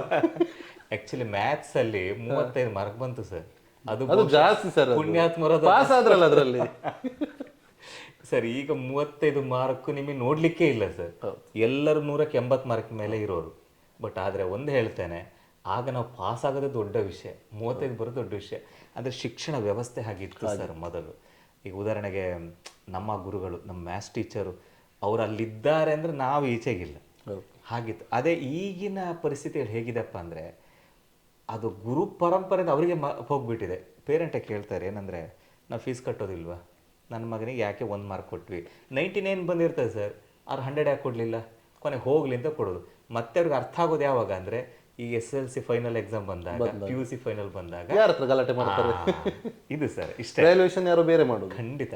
ಮತ್ತೆ ಈಗೆಲ್ಲ ಹೊಡಿಲಿಕ್ಕಿಲ್ಲಲ್ಲ ಸರ್ ಮಕ್ಕಳು. ಹೌದು, ನಮಗೆಲ್ಲ ಮ್ಯಾಥ್ಸ್ ಟೀಚರ್ ಅಂದ್ರೆ ಇನ್ನೂ ನೆನಪಿದೆ ನಮಗೆಲ್ಲ, ಇಲ್ಲೆಲ್ಲ ಉಂಡೆ ಬರ್ತಾ ಇತ್ತು ಸರ್. ಆಗ ನಾವು ಚಡ್ಡಿಯನ್ನು 3 ಚಡ್ಡಿ ಹಾಕೊಂಡು ಹೋಗ್ತಿದ್ವಿ, ಹೊಡ್ತಾ ಬೀಳಬಾರದು. ಅದರೊಟ್ಟಿಗೆ ನಮ್ಮ ತಂದೆಯವರು ಬಂದು, ಮ್ಯಾಮ್ ಸರ್ ಇನ್ನೆರಡು ಕೊಡಿ. ಯಾಕಂದ್ರೆ ನೀವು ಓದಿದ್ರಲ್ಲಿ ಬೇರೆ ಹುಷಾರಿದ್ರಲ್ಲ ನೀವು. ಹೀಗೆಲ್ಲ ವ್ಯವಸ್ಥೆಗಳು. ಸರಿ, ಈಗ ತಂದೆ ತಾಯಿಯ ಸಪೋರ್ಟ್ ಇತ್ತು. ಈಗ ಎಲ್ಲಿದ್ದಾರೆ ಸರ್ ನಿಮ್ಮ ಅಪ್ಪ? ಎಕ್ಸ್ಪೈರ್ ಆಗಿದ್ದಾರೆ. ಅಮ್ಮ ಮಾತ್ರ ಅಲ್ಲೇ ನನ್ನ ಹುಟ್ಟೂರಲ್ಲೇ ಇದ್ದಾರೆ. ನಮಗೆ ಒಂದಷ್ಟು ಈ ಕೃಷಿಯೆಲ್ಲ ಇರೋದ್ರಿಂದ ಅವರು ಅಲ್ಲೇ ಇದ್ದಾರೆ. ಬಟ್ ನನ್ನ ಇಡೀ ಫ್ಯಾಮಿಲಿ ಎಲ್ಲ ಈಚೆ ಸೌತ್ ಕನ್ನಡ ಪೂರ್ತಿ ಎಲ್ಲ ಸಾಬ್ರಕಟ್ಟೆ, ಬಾರ್ಕೂರು, ಈಚೆ ಬದಿಯವರು ನಾವು ಹೆಚ್ಚು. ಹಾಗಾಗಿ ಈ ರೀತಿಯಾಗಿ ಸಾಬ್ರಕಟ್ಟೆ, ಬಾರ್ಕೂರು. ಈಗ ನಿಮ್ಮ ಅವಾಗ ಓಡಾಡ್ತಿದ್ದು ನಿಮ್ಮ ಮಗ ಅನಿಸ್ತದೆ. ಹೌದೌದು. ಏನು ಹೆಸರು ಸರ್ ಮಗನ್ನು? ವೇದಾಂಶ್ ಅಂತ ಸರ್. ಏನು ಎಷ್ಟನೇ ಕ್ಲಾಸಲ್ಲಿ? ಈಗ 4ನೇ ಕ್ಲಾಸ್ ಓದ್ತಾರೆ. ವೇದಾಂಶ್. ನೋಡಿ, ಎಲ್ಲೂ ವೇದ ಇದೆ. ನಿಮ್ಮ ಧರ್ಮ ಪತ್ನಿಯವರ ಬಗ್ಗೆ ಸ್ವಲ್ಪ ಹೇಳ್ಬೇಕು. ಯಾಕಂದ್ರೆ ಮದುವೆ ಆಗೋದಕ್ಕಿಂತ ಮುಂಚೆ ಬ್ಯಾಚುಲರ್ ಲೈಫಲ್ಲಿ ನಡೀತದೆ, ಮದುವೆ ಆದ್ಮೇಲೆ ಹೇಗೆ ಅಂತ ನೋಡಿ. ಇಷ್ಟೆಲ್ಲ ಈಗ ನೀವು ಗಿನ್ನಿಸ್ ರೆಕಾರ್ಡ್ ಮಾಡ್ಲಿಕ್ಕೆ ನೀವು ನಿದ್ರೆ ಬಿಡ್ತೀರಾ, ಹೌದು. ಆದ್ರೆ ನಿಮ್ಮ ತಿಂಡಿ ಊಟ ಎಲ್ಲ ನೋಡ್ಬೇಕಾಗಿರೋದು ಅವರು, ನಿಮ್ಮ ಧರ್ಮ ಪತ್ನಿ ಕೆಲಸ. ಅವರ ಸಪೋರ್ಟ್ ಇಲ್ಲ ಅಂದ್ರೆ ಶೂನ್ಯ, 0. ಸೊ ಹೇಗೆ ಅವರ ಸಪೋರ್ಟ್ ನಿಮಗೆ ಹೇಗಿದೆ ಸರ್? ಆ್ಯಕ್ಚುಲಿ ಆ, ಈ ಮಾತನ್ನು ಮೊದಲೇ ಹೇಳ್ಬಿಡ್ತೇನೆ. ಈಗಿನ ವಿವಾಹಗಳು ಹೇಗಪ್ಪ ಅಂದರೆ, ಫಸ್ಟ್ ಈಗ ಹುಡುಗಿ ಇಂಥ ಹುಡುಗ ಇದ್ದಾರೆ ಅಂತ ಎಲ್ಲರೂ ಸಾಮಾನ್ಯವಾಗಿ ನಾವು ನೋಡಿ, ಹುಡುಗಿ ಫಸ್ಟ್ ನೋಡ್ತಾರೆ. ಹುಡುಗನ ಹತ್ರ ಕಾರು ಫಸ್ಟ್ ಉಂಟಾ, ಫ್ಲಾಟ್ ಉಂಟಾ, ಫ್ಲಾಟ್ ಉಂಟಾ, ಅವ್ರ ಅಪ್ಪ ಅಮ್ಮನ ಜೊತೆ ಹೆಚ್ಚಿನವರು ಸರ್, ಎಲ್ಲರೂ ಅಲ್ಲ ಪಾಪ, ಅಪ್ಪ ಅಮ್ಮ ಜೊತೆ ಇದಾರೆ ಇಲ್ವಾ, ಇರಬಾರ್ದು, ನಾವು ಸಪ್ರೇಟ್ ಇರಬೇಕು. ಆಮೇಲೆ ಬೇರೆ ಬೇರೆ ಕಲ್ಪನೆಗಳು, ಆ ಮದುವೆಯ ಬಾಂಧವ್ಯ ಎನ್ನುವುದಕ್ಕೆ ಅದು ವ್ಯತಿರಿಕ್ತ ಯೋಚನೆಗಳು ಅವ್ರದ್ದು ಹೌದು. ಒಂದಷ್ಟಿದೆ. ಹಾಗಾಗಿ ಈ ವಿವಾಹ ಅಂತ ಬಂದಾಗ ಎಲ್ರಿಗೂ ಕೂಡ ಒಂದು ಭಯ ಇರ್ತದೆ. ಆದ್ರೆ ನಂಗೆ ಭಯ ಇಲ್ಲ ಸರ್. ಭಯ ಇಲ್ಲ. ಯಾಕೆಂದ್ರೆ ಹಾ. ನನ್ನ ಜೀವನದ ಅರ್ಧ ಭಾಗವೇ ನನ್ನ ಶ್ರೀಮತಿ ಅಂತ. ಶ್ರೀಮಂತ. ಇವತ್ತಿನವರೆಗೂ ಸರ್, ಎಷ್ಟೋ ರಾತ್ರಿಗಳು ನಾವು ಕಾರ್ಯಕ್ರಮ ಹೊರಗೆ ಹೋದಾಗ ಹಾ. ನನ್ನ ಜೊತೆಗೆ ನಿದ್ರೆ ಬಿಟ್ಟು ಕೂತಂಥದ್ದು ನನ್ನ ಧರ್ಮಪತ್ನಿ. ಧರ್ಮಪತ್ನಿ. ಖಂಡಿತ. ಇವತ್ತಿನವರೆಗೂ ಯಾವುದೇ ಕೆಲಸ ಮಾಡುವಾಗಲೂ ಕೂಡ ನಾವು ಒಮ್ಮೆ ಯೋಚನೆ ಮಾಡ್ತೇವೆ, ಅದು ಆದರೆ ಮಾತ್ರ ಮುಂದೆ ಹೋಗ್ತೀವಿ, ಇಲ್ಲಾಂದ್ರೆ ಮುಂದೆ ಹೋಗೋದಿಲ್ಲ ಸರ್. ಮುಂದೆ ಹೋಗುದಿಲ್ಲ. ಅಷ್ಟೇ. ತುಂಬ ಕಳೆದುಕೊಂಡದ್ದು ಕೂಡ ಉಂಟು. ಆಗ್ಲೂ ಕೂಡ ಅಡಿಪಾಯಕ್ಕೆ ನನ್ನ ಜೊತೆಗಿದ್ದಾರೆ. ತುಂಬ ಹೆಸರು ಬರುವಾಗಲೂ ಕೂಡ ನನ್ನ ಜೊತೆಗಿದ್ದಾರೆ. ಹಾಗಾಗಿ ನನ್ನ ಶ್ರೀಮತಿ ಅಂತಂದ್ರೆ ನಾನು ಹೇಳೋದು ಅಂದ್ರೆ ಒಂದು ದೇವರು ಕೊಟ್ಟ ಒಂದು ಗಿಫ್ಟ್ ಅಂತ ಹೇಳ್ಬೋದು. ದೇವತೆ ಅಂತಾನೆ ಹೇಳಿ, ಖಂಡಿತ. ನಿಮ್ಮ ಪಾಲಿನ ದೇವತೆ ಅಂತಾನೆ ಹೇಳ್ಬೋದು. ಅವರ ಹೆಸರು ನವ್ಯ. ಅವರೀಗ ನಮ್ಮ ಸರ್ಕಾರಿ ಪ್ರಾಥಮಿಕ ಶಾಲೆ ಪಣಪಿಲ ಅಲ್ಲಿ ಶಿಕ್ಷಕಿಯಾಗಿ ಕಾರ್ಯನಿರ್ವಹಿಸ್ತಾ ಇದ್ದಾರೆ ಸರ್. ಎಲ್ಲ ಒಂದು ಶಿಕ್ಷಕರ ಇದೆ ನಿಮ್ಮ. ಖಂಡಿತ ಸರ್. ನಾನು ಆಕ್ಚುಲಿ ಆಗ ನಾನು ಶಿಕ್ಷಕ ವೃತ್ತಿ ಹೋಗಿರ್ಲಿಲ್ಲ ಸರ್. ಈಗೊಂದು ಮದುವೆ ಆಗೋಕೆ ಒಂದು ಯೋಚನೆ ಇರ್ತದೆ. ಹುಡುಗಿ ಶಿಕ್ಷಕಿ, ಹುಡುಗ ಏನ್ ಮಾಡ್ತಿದಾರೆ ಕೇಳ್ತಾರೆ. ನಾನು ಹೌದಾ, ಬರೀ ಹಾಡಿಕೊಂಡಿರೋದಾ ಅಂತ. ಇತ್ತೀಚೆಗೆ ರಿಯಾಲಿಟಿ ಶೋ ಜಾಸ್ತಿ ಆದ್ಮೇಲೆ ಒಬ್ಬ ಸಿಂಗರ್ ಅಂದ್ರೆ ಒಂದು ವಿಶೇಷವಾದ ಗೌರವ ಇದೆ ಸರ್. ಮೊದಲು ಹಾಗಿರ್ಲಿಲ್ಲ. ಮೊದಲು ನೋಡ್ತಾ ಇದ್ರು ಅವ್ನು ಏನ್ ವೃತ್ತಿ ಅನ್ಕೊಂಡು. ಆ ಸಮಯದಲ್ಲೂ ನನಗೆ ಕೆಲಸವೇ ಇಲ್ಲ ಸರ್, ನಂಗೆ ಬರೀ ಹಾಡೋದು ಅಷ್ಟೇ ಕೆಲಸ. ಆಗಲೂ ಕೂಡ ನನ್ನ ಹೆಂಡತಿ ನಂಬಿಕೆಯಿಂದ ನನ್ನ ಜೊತೆಗೆ ಬಂದು ಸೇರಿದೆ ಸರ್. ಹಾಗಾಗಿ ಇವತ್ತಿನವರೆಗೂ ನಾವು ಒಂದು ಫ್ರೆಂಡ್ಲಿ ಆಗಿ, ನಮ್ಮ ದಾಂಪತ್ಯ ಜೀವನ ಫ್ರೆಂಡ್ಲಿ ಆಗಿ ಇದೆ, ನಡೀತಾ ಇದೆ. ಖಂಡಿತ. ತುಂಬಾ ಖುಷಿಯಾದ ವಿಚಾರ. ಇದೇ ತರ ನೂರಾರು ಕಾಲ ನೀವಿಬ್ರು ಜೊತೆಗೆ, ಓಕೆ ಸರ್, ಮಕ್ಕಳ ಜೊತೆಗೆ ಖುಷಿಯಾಗಿ ನಿಮ್ಮ ಸಂಸಾರ ನಡೀಲಿ ಅಂತ ನನ್ನ ಆಶಯ. ಸರ್, ಇನ್ನೊಂದು ಅಂಶ ಇದೆ ಹೇಳಿ. ಎದೆ ತುಂಬೆಡನೋ ಇದಾಗುವಾಗ ಖಂಡಿತ ಒಬ್ರು ಗಾಯಕಿ ಒಂದು ಪಂಚಾಕ್ಷರಿ ಗವಾಯಿಗಳ ಒಂದು ಗೀತೆಯನ್ನು ಹಾಡಿದ್ರು. ಆಗ ಗುರುಗಳೇನಪ್ಪ ಅಂದ್ರೆ 2 ಕೈ ಮುಗಿದು ಅಲ್ಲೇ SP ಸರ್ ಒಂದು ವಿಷಯನ ಪ್ರಸ್ತಾಪ ಮಾಡಿದ್ರು. ಅವರು ಗಾನವಿದ್ಯೆ ಬಡಿ ಕಟ್ಟಿಣ ಅಂತ ಅದರಲ್ಲೊಂದು ಗೀತೆ ಬರ್ತದೆ, ಮತ್ತು ಇನ್ನೊಂದು 2 ಸಾಂಗ್ ಕೂಡ ಹಾಡಿದ್ದಾರೆ. ಅದರಲ್ಲಿ ಹಾಡುವ ಮುಂಚೆ ಇವರು ಆ ಗದಗ ಮಠಕ್ಕೆ ಹೋಗಿ ಅಲ್ಲಿ ನಮಸ್ಕಾರ ಮಾಡಿ, ಆ ಮಣ್ಣಿಗೆ ನಮಸ್ಕಾರ ಮಾಡಿ ಕೈ ಮುಗಿದು ಮತ್ತೆ ರೆಕಾರ್ಡಿಂಗಿಗೆ ಹೋದೆ ಅನ್ಕೊಂಡು ಅವರು ಹೇಳಿದ್ರು. ಹಂಸಲೇಖ ಸರ್ ಕೂಡ ಒಂದು ವಿಷಯ ಹೇಳಿದ್ರು, ಅವರೊಂದು ಹೇಳಿದ್ರು. ನನಗೆ ಸರ್ ಅದು ಯೋಚನೆ ಇತ್ತು, ನಾನು ಕೂಡ ಅಲ್ಲಿ ಹೋಗ್ಬೇಕು ಅಂತ ಆ ಜಾಗಕ್ಕೆ. ಆಮೇಲೆ ಏನಾಯ್ತು, ಇಲ್ಲಿ ಸೀನಿಯರ್ ಎಕ್ಸಾಮ್ ಕಂಪ್ಲೀಟ್ ಆದ ತಕ್ಷಣವೇ ನಾನು ಗದಗಕ್ಕೆ ಹೋಗಿ ಅಲ್ಲೇ ವಿದ್ವತ್ತನ್ನು ಮಾಡಿದ್ದೆ ಸರ್. ಅಲ್ಲೇ ವಿದ್ವತ್ ಅಂದ್ರೆ ಅಲ್ಲಿ ನಿಂತು? ಹೌದು. ಅಂದ್ರೆ ನಾನೀಗ ಹೋಗಿ ಬರ್ತಾ ಇದ್ದೆ, ಹೋದ ಒಂದು 15 ದಿನ ಹೀಗೆಲ್ಲ. ಎಷ್ಟು ಸಮಯ ಆಯ್ತು ವಿದ್ವತ್? 3 ವರ್ಷ ಸರ್. ಸರ್, ಈಗ ವೀಕ್ಷಕರೇ, ವಿದ್ವತ್ ಇದರ ಒಂದು ಎಕ್ಸಾಕ್ಟ್ ಅರ್ಥ ಏನು ಸರ್? ವಿದ್ವತ್ ಅಂದ್ರೆ ಪಾಂಡಿತ್ಯ ಸರ್, ಜ್ಞಾನದ ಸಂಪತ್ತು. ಅದು ಈಗ ನಮ್ಮ ಅಧ್ಯಯನಕ್ಕೆ ತಕ್ಕಂತೆ ಕೊಡ್ತಕ್ಕಂಥ ಒಂದು ಪದವಿ ಅದು. ಈಗ ನಾವು ಮಾಸ್ಟರ್ ಡಿಗ್ರಿ ಅಂತ ಹೇಳ್ತೀವಿ, ಹಾಗೆ ಅದ ವಿದ್ವತ್ತಿಗೆ ಸರಿ ಸಮಾನವಾಗಿ ಮಾಸ್ಟರ್ ಡಿಗ್ರಿ. ಹೌದು, ವಿದ್ವತ್. ಹೌದು, ಇದನ್ನ ಗದಗದಲ್ಲೇ ಮಾಡಿದ್ರೆ ನಿಮ್ಮ? ಹೌದು ಸರ್. ಅದ್ರ ಬಗ್ಗೆ ತುಂಬಾ ಖುಷಿ ಇದೆ. ನಾನು ನಮ್ಮ ಹಿಂದಿನ ಪುಟ್ಟರಾಜ ಗವಾಯಿಗಳ ಅವರಿರುವಾಗ್ಲೂ ಕೂಡ ಗಾನಗಂಧರ್ವ. ಖಂಡಿತ ಸರ್, ಅದೊಂದು ಬೇರೆ ಲೋಕ ಸರ್ ಅದು. ಸರ್, ಈಗ ನಾಡ್ದು ನಡೆಯುವಂತಹ ಈ golden book of world record ಏನು ನಿಮ್ಮ ಕಾರ್ಯಕ್ರಮ ಇದೆ, ಗಾಯನ ಕಾರ್ಯಕ್ರಮ, ಇದಕ್ಕೆ ವೀಕ್ಷಕರಿಗೆ ಏನ್ ಹೇಳ್ತೀರಾ ಸರ್? ಏನಿಲ್ಲ ಸರ್, ಇವತ್ತು ಇದನ್ನ ನೋಡಲು ಬಯಸೋರಿಗೆ ಯಾವ ರೀತಿ ಅಂತ? ಸರ್, ಮೊದಲಾಗಿ ಇದು ಉಚಿತ ಪ್ರವೇಶವಿದೆ. ಎಷ್ಟು ಹೊತ್ತಿಗೆ ಬೇಕಾದ್ರೂ ಬರ್ಬೋದು. ಅಂದ್ರೆ 24 ಗಂಟೆ ಒಳಗೆ ಬರ್ಬೇಕು. ಹೌದು, 24 ಗಂಟೆ ಒಳಗೆ ಬರ್ಬೇಕು ಸರ್, ಮತ್ತೆ ಸಿಗುದಿಲ್ಲ. ಇನ್ನೊಂದು ವಿಷಯ, ಗೋಲ್ಡನ್ ಆಪರ್ಚುನಿಟಿ ಮಿಸ್ ಮಾಡ್ಕೊಳ್ತಾರೆ. ಖಂಡಿತ ಸರ್, ಖಂಡಿತವಾಗಿ. ಯಾಕೆಂದ್ರೆ ಇದು ಪ್ರಪಂಚದಲ್ಲಿ ಫಸ್ಟ್ ಟೈಮ್ ಮಾಡಿ ನೋಡೋರು ಊಟ ಮಾಡ್ಬೋದು, ತೊಂದ್ರೆ ಇಲ್ಲ. ಖಂಡಿತ ಅದಕ್ಕೇನು ಇಲ್ಲ. ಬಟ್ ಏನಪ್ಪಾ ಅಂದ್ರೆ SPB ಸರ್ ಅವರು ನಾವು ಎದೆ ತುಂಬಿ ಹಾಡನ್ನು ನೋಡೋ ಕೊನೆಗೊಂದು ಮಾತು ಹೇಳ್ತಾ ಇದ್ರು. ಅವ್ರಿಗಾಗ ಸ್ವಲ್ಪ ಈ ತೆಲುಗು ಮಿಶ್ರಣವಾದಂತ ಭಾಷೆ ಮಾತನಾಡ್ತಾ ಇದ್ರು. ಬರ್ತಾ ಹೇಗಾಯ್ತು ಅಂದ್ರೆ ಇಡೀ ಕನ್ನಡ ನಾಡಿಗೆ ಭಾಷೆಯ ಬಗ್ಗೆ ವಿಶೇಷವಾದ ಸಂದೇಶವನ್ನು ಕೊಡ್ತಾ ಇದ್ರು. ಅಷ್ಟು ಸ್ಪಷ್ಟವಾಗಿ ಮಾತಾಡ್ತಾರೆ. ಖಂಡಿತ ಸರ್, ಖಂಡಿತವಾಗಿಯೂ. ಹಕಾರ ಅಕಾರಗಳು, ಆ ವಚನಗಳು, ದಾಸ ಸಾಹಿತ್ಯಗಳು, ಆಮೇಲೆ ಒಳ್ಳೆ ಶಬ್ದಗಳ ಪ್ರಯೋಗ ಮಾಡ್ತಾ ಇದ್ರು. ಅದರಿಂದ ಏನಾದ್ರು ಎಲ್ಲರನ್ನೊಂದು ಮೋಟಿವೇಶನ್ ಮಾಡ್ತಾ ಇದ್ರು. ನನಗೆ ಹಾಗೆ ಅಂತಹ ಮಹಾನ್ ಗಾಯಕ ನಮ್ಮ ಕನ್ನಡದಲ್ಲೇ ಸರಿಸುಮಾರು 40,000 ಹೆಚ್ಚು ಗೀತೆಯನ್ನು ಹಾಡಿದ್ದಾರೆ. ಆದರೆ ಈ ರೀತಿ ಈ ಸಾಮಾನ್ಯವಾಗಿ ಏನು ಮಾಡ್ತೇವೆ ಅಂದರೆ, ನಾಡ್ದು 4ನೇ ತಾರೀಕು ಜೂನ್ 4 ಅವರು ಬರ್ತಡೇ, ಸರ್ವೇ ಸಾಮಾನ್ಯ ಎಲ್ಲ ಕಲಾವಿದರು ಏನು ಮಾಡ್ತಾರೆ, ಈಗ ಮಾಧ್ಯಮಗಳಾದರೆ ಹೌದು ಈಗ ಬೇರೆ ಬೇರೆ ರಿಯಾಲಿಟಿ ಶೋ ಆಯ್ತು, ಅವರು ಫೋಟೋ ಇಟ್ಟರು, ಪುಷ್ಪಾರ್ಚನೆ ಮಾಡಿದ್ರು, ಆಮೇಲೆ ನೇರವಾಗಿ ಎಲ್ಲರೂ ನಿಂತ್ಕೊಂಡು ಒಂದು ಮೌನಾಚರಣೆ ಅಥವಾ ಏನೋ ಹೀಗೆ ಮಾಡಿ ಅಲ್ಲಿಗೆ ಕ್ಲೋಸ್ ಆಯಿತು. ಹೌದು ಆದರೆ ನಾನು ಒಂದು ವಿಭಿನ್ನವ ಮಾಡಬೇಕು ಅಂತ ಯೋಚನೆ. ಹಾಗಾದ್ರೆ ಏನು ಮಾಡೋದು? ಆಮೇಲೆ ನಾನು ಮಾಡಿದೆ golden book of world record ಅದನ್ನು ಪೇಜನ್ನು ಓಪನ್ ಮಾಡುವಾಗ ಯಾರು ಕೂಡ ಈ ಸಾಹಸಕ್ಕೆ ಕೈ ಹಾಕಲಿಲ್ಲ ಒಂದು. ಆಮೇಲೆ ಬೇರೆ ಭಾಷೆಯಲ್ಲಿ 12 ಗಂಟೆಗಳ ಪರ್ಯಂತವಾಗಿ ಈ ಮರಾಠಿಯಲ್ಲಿ ಒಬ್ಬರು ಆಲ್ರೆಡಿ ಹಾಡಿದ್ದಾರೆ, ಅದು ಮರಾಠಿಯಲ್ಲಿ 12 ಗಂಟೆ ಹಾಡಿದ್ದಾರೆ. ನಾನೊಮ್ಮೆ ಯೋಚನೆ ಮಾಡಿದೆ ಸರ್, ಹಾಗಾದರೆ ನಮ್ಮ SPB ಸರ್ದು ಇನ್ನು ಹತ್ರ ಯಾರು ಬರಬಾರ್ದು ಅಂತ ಹೇಳಿ 24 ಅವರ್ ಮೊದಲು ಚಿಂತನೆ ಮಾಡಿದೆ. ಇದು ಕಾನ್ಸೆಪ್ಟ್ ಫಸ್ಟ್ ನಿಮ್ಮ ತಲೆಗೆ ಬಂದಿದೆ? ನಂದೇ ಬಂದಿದೆ ಸರ್. ಆಮೇಲೆ ಮತ್ತೆ ಇದ್ರ ಬಗ್ಗೆ ಯಾರಿಗೂ ಡಿಸ್ಕಷನ್ ಮಾಡಲಿಲ್ಲ. ಈಗ ಎಷ್ಟು ಸಮಯದಿಂದ ಇದು ನಿಮ್ಮ ತಲೆಗೆ ಬಂದಿದ್ದು ಸರ್? ಇದು ಆಕ್ಚುಲಿ ನನಗೆ ಒಂದು 2016 ಯೋಚನೆ ಬಂದಿದೆ, ಅದು ಮಾಡಲಿಲ್ಲ. ಇಲ್ಲಿ ಅಂದ್ರೆ ತುಂಬಾ ಖರ್ಚಿದೆ ಸರ್, ಅಷ್ಟು ಸುಲಭ ಇಲ್ಲ. ಈಗ ಹೇಗೆ ಇದೆ ಸರ್ ಇದಕ್ಕೆಲ್ಲ? ನಿಮಗೆ ಸಪೋರ್ಟ್ ಹೇಗೆ ಸಿಗ್ತಾ ಇದೆ? ಕೆಲವರು ಮಹನೀಯರೆಲ್ಲ ಸ್ಪಾನ್ಸರ್ಶಿಪ್ ಎಲ್ಲ ಮಾಡ್ತಾರೆ ಒಂದಷ್ಟು, ಮತ್ತೆ ಇನ್ನು ನೋಡ್ಬೇಕು ಸರ್. ಯಾಕಂದ್ರೆ ಈಗಿನ ಮಹನೀಯರು ತುಂಬಾ ದೇವಸ್ಥಾನಕ್ಕೆ ಬ್ರಹ್ಮಕಲಶಕ್ಕೆ ಎಷ್ಟೆಷ್ಟು ಕೋಟಿ ಗಟ್ಟಲೆ ದಾನ ಮಾಡೋರು ನಮ್ಮ ತುಳುನಾಡಲ್ಲಿ ಇದ್ದಾರೆ ಅನ್ನೋದು ಹೆಮ್ಮೆಯ ವಿಚಾರ. ಖಂಡಿತ ಹೆಸರು ಬೇಡ, ಎಷ್ಟೋ ಕ್ಷೇತ್ರದ ಬ್ರಹ್ಮಕಲಶ ಆಯ್ತು ಈ ವರ್ಷ ಆದಷ್ಟು ಬಹುಶಃ ಯಾವತ್ತೂ ಆಗ್ಲಿಲ್ಲ ಅನ್ಸ್ತದೆ ಅಲ್ವಾ, ಅಷ್ಟು ಬ್ರಹ್ಮಕಲಶ ಆಯ್ತು. ನಮ್ಮ ತುಳುವರು, ನಮ್ಮ ತುಳುನಾಡಿನವರು, ಎಲ್ಲ ಸಮುದಾಯದವರು, ಸರ್ವ ಧರ್ಮದ ಸದಸ್ಯರು ಕೂಡ ದೈವದ ವಿಚಾರ ಬಂದಾಗ, ದೇವಸ್ಥಾನದ ವಿಚಾರ ಬಂದಾಗ ಯಾವತ್ತೂ ಹಿಂಜರಿಲಿಲ್ಲ. ಅದೇ ರೀತಿ ಒಬ್ಬ ಕಷ್ಟ ಅಂತ ಬಂದಾಗ ಅವನಿಗೆ ಒಂದು ಮನೆ 2 ಅಫ್ಟರ್ ಮನೆ ಕೂಡ ಮಾಡಿಕೊಟ್ಟವರಿದ್ದಾರೆ. ಕಂಬಳದ ಕೋಣನ ಯಾವ ತರ ನೋಡ್ಕೊಳ್ತಾರೆ ಅಂತ ನಿಮಗೆ ಗೊತ್ತು. AC ಹಾಕಿ ಸ್ವಿಮ್ಮಿಂಗ್ ಪೂಲ್ ಅಲ್ಲಿ ನೋಡ್ಕೊಳ್ಳುವಂತ ಜನರು. ಇನ್ನು ನಿಮ್ಮಂತ ಕಲೆ ಇರುವಂತ ವ್ಯಕ್ತಿಗೆ ಯಾಕೆ ಸರ್ ಸಪೋರ್ಟ್ ಮಾಡಲ್ಲ? ಮಾಡೇ ಮಾಡ್ತಾರೆ, ಇನ್ನೂ ಒಳ್ಳೆ ರೀತಿಯಲ್ಲಿ ಮಾಡ್ತಾರೆ. ಯಾಕಂದ್ರೆ ನಿಮ್ಮಂತ ನೀವೊಂಥರ 24 ಕ್ಯಾರೆಟ್ ಗೋಲ್ಡ್ ಇದ್ದಾಗಿದೆ. ನಿಮಗೆ ಸಪೋರ್ಟ್ ಮಾಡಿದ್ರೆ ನಮ್ಮ ತುಳುನಾಡಿಗೆ ಹೆಸರು, ಖಾಲಿ ನಿಮಗೆ ಹೆಸರಲ್ಲ ಇದು, ನಮ್ಮ ಇಡೀ ಆಲ್ ತುಳುನಾಡಿಗೆ, ನಮ್ಮ ಎಂಟೈರ್ ತುಳುನಾಡಿಗೆ ಹೆಸರು, ನಮ್ಮ ಕರ್ನಾಟಕಕ್ಕೆ ಹೆಸರು. ಮುಂದಿನ ದಿನದಲ್ಲಿ ಭಾರತದಲ್ಲೂ ನೀವು ಒಳ್ಳೆಯ ಹೆಸರು ಮಾಡಲಿ ಅಂತ ನಾವು ಆಶಿಸ್ತೇವೆ ಸರ್. ಮತ್ತೆ ಈ ವಿಷಯ ಬಂದಾಗ ನನ್ನ ಒಂದಷ್ಟು ಸ್ನೇಹಿತರು ಏನ್ ಮಾಡಿದ್ರು ಸರ್, ಬೆಂಗಳೂರಲ್ಲೇ ಮಾಡುವ ಅಂತ, ನಮ್ಮ ಊರಿನ ಇದನ್ನ ಈ ನಾಡು ಮಂಗಳೂರಲ್ಲಿ ಮಾಡೋದನ್ನ ಬೆಂಗಳೂರಲ್ಲಿ ಮಾಡುವ ಅಂತ ನಮ್ದೆಲ್ಲ, ನಮ್ಮ ಕುಂದಾಪುರ ಬದಿ, ನಮ್ಮ ಮಂಗಳೂರು ಒಂದಷ್ಟು ನಮ್ಮ ಸರ್ಕಲ್ ಇದೆ, ಒಳ್ಳೆ ಸರ್ಕಲ್. ಅವ್ರು ಹೇಳಿ ನಿಮ್ಗೆ ಏನು ಬೇಕು ವ್ಯವಸ್ಥೆ ನಾವಿದ್ದೇವೆ, ಬೆಂಗಳೂರಲ್ಲೇ ಮಾಡುವ ಅಂತ. ನಾನು ಒಮ್ಮೆ ಆಯ್ತು ಮಾಡಿಬಿಡುವ ಅಂತ ಯೋಚನೆ ಆಯ್ತು. ಆಮೇಲೆ ನಮ್ಮ ಪ್ರಕಾಶ್ ಅಣ್ಣ ಅಂತ ಹೇಳಿ ಅವ್ರ ಜೊತೆ ನಾನು ಮಾತುಕತೆ ಮಾಡಿದೆ. ಆಗ ಒಂದು ಸಲಹೆ ಕೊಟ್ಟರು, ಯಶ್ವಂತ್ ಊರಲ್ಲಿ ಮಾಡುವಲ್ಲ, ನಮ್ಮ ಊರಿಗೊಂದು ಗೌರವ ಅಲ್ಲ ಅಂತ. ಆಗ ಟಕ್ಕನಾಗಿ ಯೋಚನೆ ಆಯ್ತು ಸರ್, ಹೌದಲ್ಲ, ನಾವು ಸುಮ್ಮನೆ ಯಾಕೆ, ಬೆಂಗಳೂರು ದೊಡ್ಡ ಸಾಗರ ಸರ್, ಹೌದು, ಆದರೆ ನನ್ನ ಊರಿಂದ ಮಾಡಿ ಇಡೀ ವರ್ಲ್ಡ್ ರೆಕಾರ್ಡ್ ಮಾಡಿದ್ರೆ ನಮ್ಮ ಇಡೀ ಊರಿಗೊಂದು ಗೌರವ ಅಲ್ಲ ಅಂತ ನಾವು ಯೋಚನೆ ಮಾಡಿದೆವು.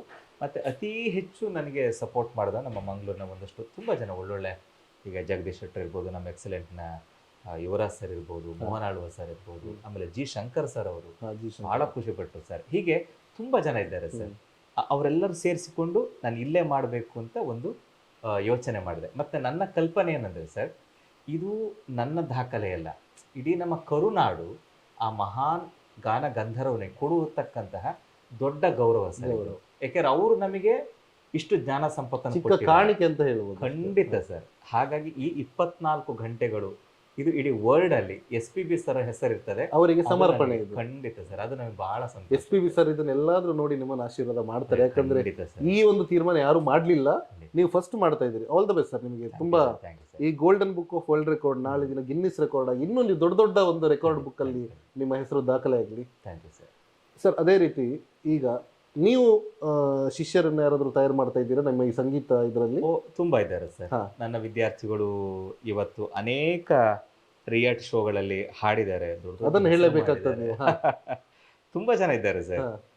ಅಂದ್ರೆ ಕೆಲವರು ಅವರ ನಾವೇನು ಯಾರ ಜೊತೆ ಕಲ್ತೇವೆ ಅದನ್ನು ಹೇಳೋದಿಲ್ಲ, ಬಟ್ ಕೆಲವರು ಅದನ್ನು ಹೆಮ್ಮೆಯಿಂದ ಹೇಳ್ಕೊಳ್ತಾರೆ. ಅಂದ್ರೆ 2 ವಿಭಾಗದ ಯೋಚನೆ. ಯಾಕೆ ಸರ್, ಯಾರು ಕಲಿಸಿದಂತ ಹೇಳೋದ್ರಲ್ಲಿ ತಪ್ಪೇನು ಅಂತ? ಅದು ಕೆಲವ್ರಿಗೆ ಏನಪ್ಪಾ ಅಂದ್ರೆ, ಈ ನಮಗೆ ಗೊತ್ತೇ ಸರ್, ಮಾಧ್ಯಮ TRP ಅಂತ ಹೇಳ್ತಾರಲ್ವಾ, ಆಗ ಹೇಳ್ತಾರೆ ಏನಪ್ಪಾ ಅಂದ್ರೆ, ಸರ್ ನಂಗೆ ಸಂಗೀತವೇ ಗೊತ್ತಿಲ್ಲ ಅಂತ ಹೇಳ್ಬಿಡುದು, ನಾನು ಕಲೀಲೇ ಇಲ್ಲ, ನನಗೆ ಗುರುಗಳೇ ಇಲ್ಲ, ನಾನು ಹೀಗೆ ಕಲ್ತದ್ದು ಅಂತ.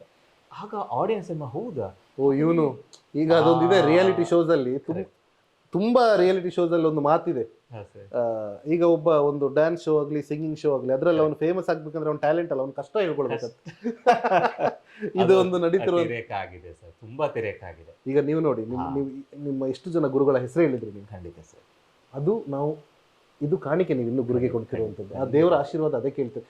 ಗುರುಗಳು ನನಗೆ ಈಗ ಒಂದು ವಿದ್ಯೆನ ನನ್ನ ಗುರುಗಳು ಹೇಳ್ಕೊಟ್ಟು ಅದನ್ನ ಹೇಳೋದ್ರಲ್ಲಿ ತಪ್ಪೇನಿದೆ? ಅದನ್ನ ಹೇಳ್ಕೊಳ್ಬೇಕು. ಅದನ್ನ ಬಿಟ್ಟು ನಾನು ಟಿವಿ ನೋಡಿ ಕಲಿತೆ, ನಾನು ಮೊಬೈಲ್ ನೋಡಿ ಕಲಿತೆ, ಯೂಟ್ಯೂಬ್ ನೋಡಿ ಕಲಿತೆ, ಹೌದು ಪ್ರಯೋಜನ sir, ಇಲ್ಲಲ್ಲ ಸರ್. ಇಲ್ಲ ಅದು sir. TRP ಅಂತಾನೆ ನೀವು ಹೇಳಿದ್ ಕರೆಕ್ಟ್. ಅದು ಈಗ ನಡೀತಾರೆ, ಈಗಿನ ಜನರೇಷನ್ ಆಗಿದೆ. ಹೌದು. ಯಾಕಂದ್ರೆ ಮನೇಲಿ ಕೂಡ ಟ್ರೈನಿಂಗ್, ಮನೇಲಿ ನಿಮ್ಮ ಹತ್ರ ಕಲಿಸುವಾಗ ಹೇಳ್ತಾರೆ, ನಿಮ್ಮ ಹತ್ರ ಆ, ಕಳಿಸ್ಬೇಕಾದ್ರೆ ಹೇಳ್ತಾರೆ ಒಳ್ಳೆ ಮಾಡಿ ಕಲಿಸಿ. ಹೌದು ಹೌದು ಕಾಂಪಿಟೇಷನ್ ಇದ್ದಾಗ ಹೇಳ್ತಾರೆ ಇವ್ರ ಹೆಸರು ಹೇಳ್ಬೇಡ, ನೀನೆ ಟಿವಿ ನೋಡಿ ಕಲಿತೆ ಅಂತ ಹೇಳುತ್ತೆ. ಆ ತರ ಪರಿಸ್ಥಿತಿ ಬಂದಿದೆ ಈಗ. ಖಂಡಿತ ಸರ್, ಖಂಡಿತ. ಈಗ ಉದಾಹರಣೆಗೆ ನನ್ನ ವಿದ್ಯಾರ್ಥಿಗಳು ತುಂಬ ಸರ್, ಅಮೀಶ್ ಇದ್ದಾನೆ ಈಗ ಜೀ ಕನ್ನಡದಲ್ಲಿ ಭಾಳ ಪ್ರಸಿದ್ಧಿಯಾಗಿದ್ದಾನೆ. ಆಮೇಲೆ ಇನ್ನು ಸ್ವಪ್ನ ನಾಯಕ್ ಅಂತ ಭಾಳ ಅದ್ಭುತ ಹಾಡ್ತಾವ್ರಲ್ಲ. ಇನ್ನು ಶ್ರೀವತ್ಸತ್ ಅಂತ ಅವನು ಕೂಡ ಅಡ್ವೊಕೇಟ್. ಓಕೆ, ಬಟ್ ಒಳ್ಳೆ ಅಡ್ವೊಕೇಟ್ ಶಿಷ್ಯಂದ್ರನ್ನೆಲ್ಲ ಇಟ್ಟಿದ್ದೀರಾ? ತುಂಬಾ ಜನ ಸರ್. ಪೋಸ್ಟ್ ಡಿಪಾರ್ಟ್ಮೆಂಟ್ ಇಂದ ನಮ್ದು ಗೋಪಾಲಣ್ಣ ಅಂತ ಇದ್ದಾರೆ, ಸೀನಿಯರ್ ಸರ್. ಸೀನಿಯರ್ ಅದ್ರ ಸಂಗೀತ ಅಂದ್ರೆ ಬಹಳ ಒಂದಿದು. ಈ ರೀತಿಯ ಶಿಷ್ಯವರ್ಗ ಬಹಳಷ್ಟು ದೊಡ್ಡದಿದೆ ಸರ್. ಈಗ ಇನ್ನೊಂದು ಪ್ಲೇಬ್ಯಾಕ್ ಸಿಂಗರ್ ನಮ್ಮ ಮಲ್ಲಿಕಾ ಮಟ್ಟಿ ಅಂತ ಬಹಳಷ್ಟು ಜನ ಹಾಡ್ತಾರೆ, ವಿಶ್ವಾಸ್ ಅಂತ ಹಾಡ್ತಾರೆ.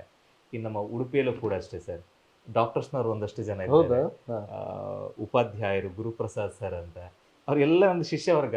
ಬಟ್ ಅವರು ನನ್ನ ತಂದೆಗಿಂತಲೂ ಹೆಚ್ಚು ವಯಸ್ಸು ಸರ್. ಆದರೆ ಆ ಗುರು ಪರಂಪರೆಯಿಂದ ಬಂದಾಗ ಆ ಗೌರವವನ್ನು ಇವತ್ತಿನವರು ಇಟ್ಕೊಂಡಿದ್ದಾರೆ ಸರ್.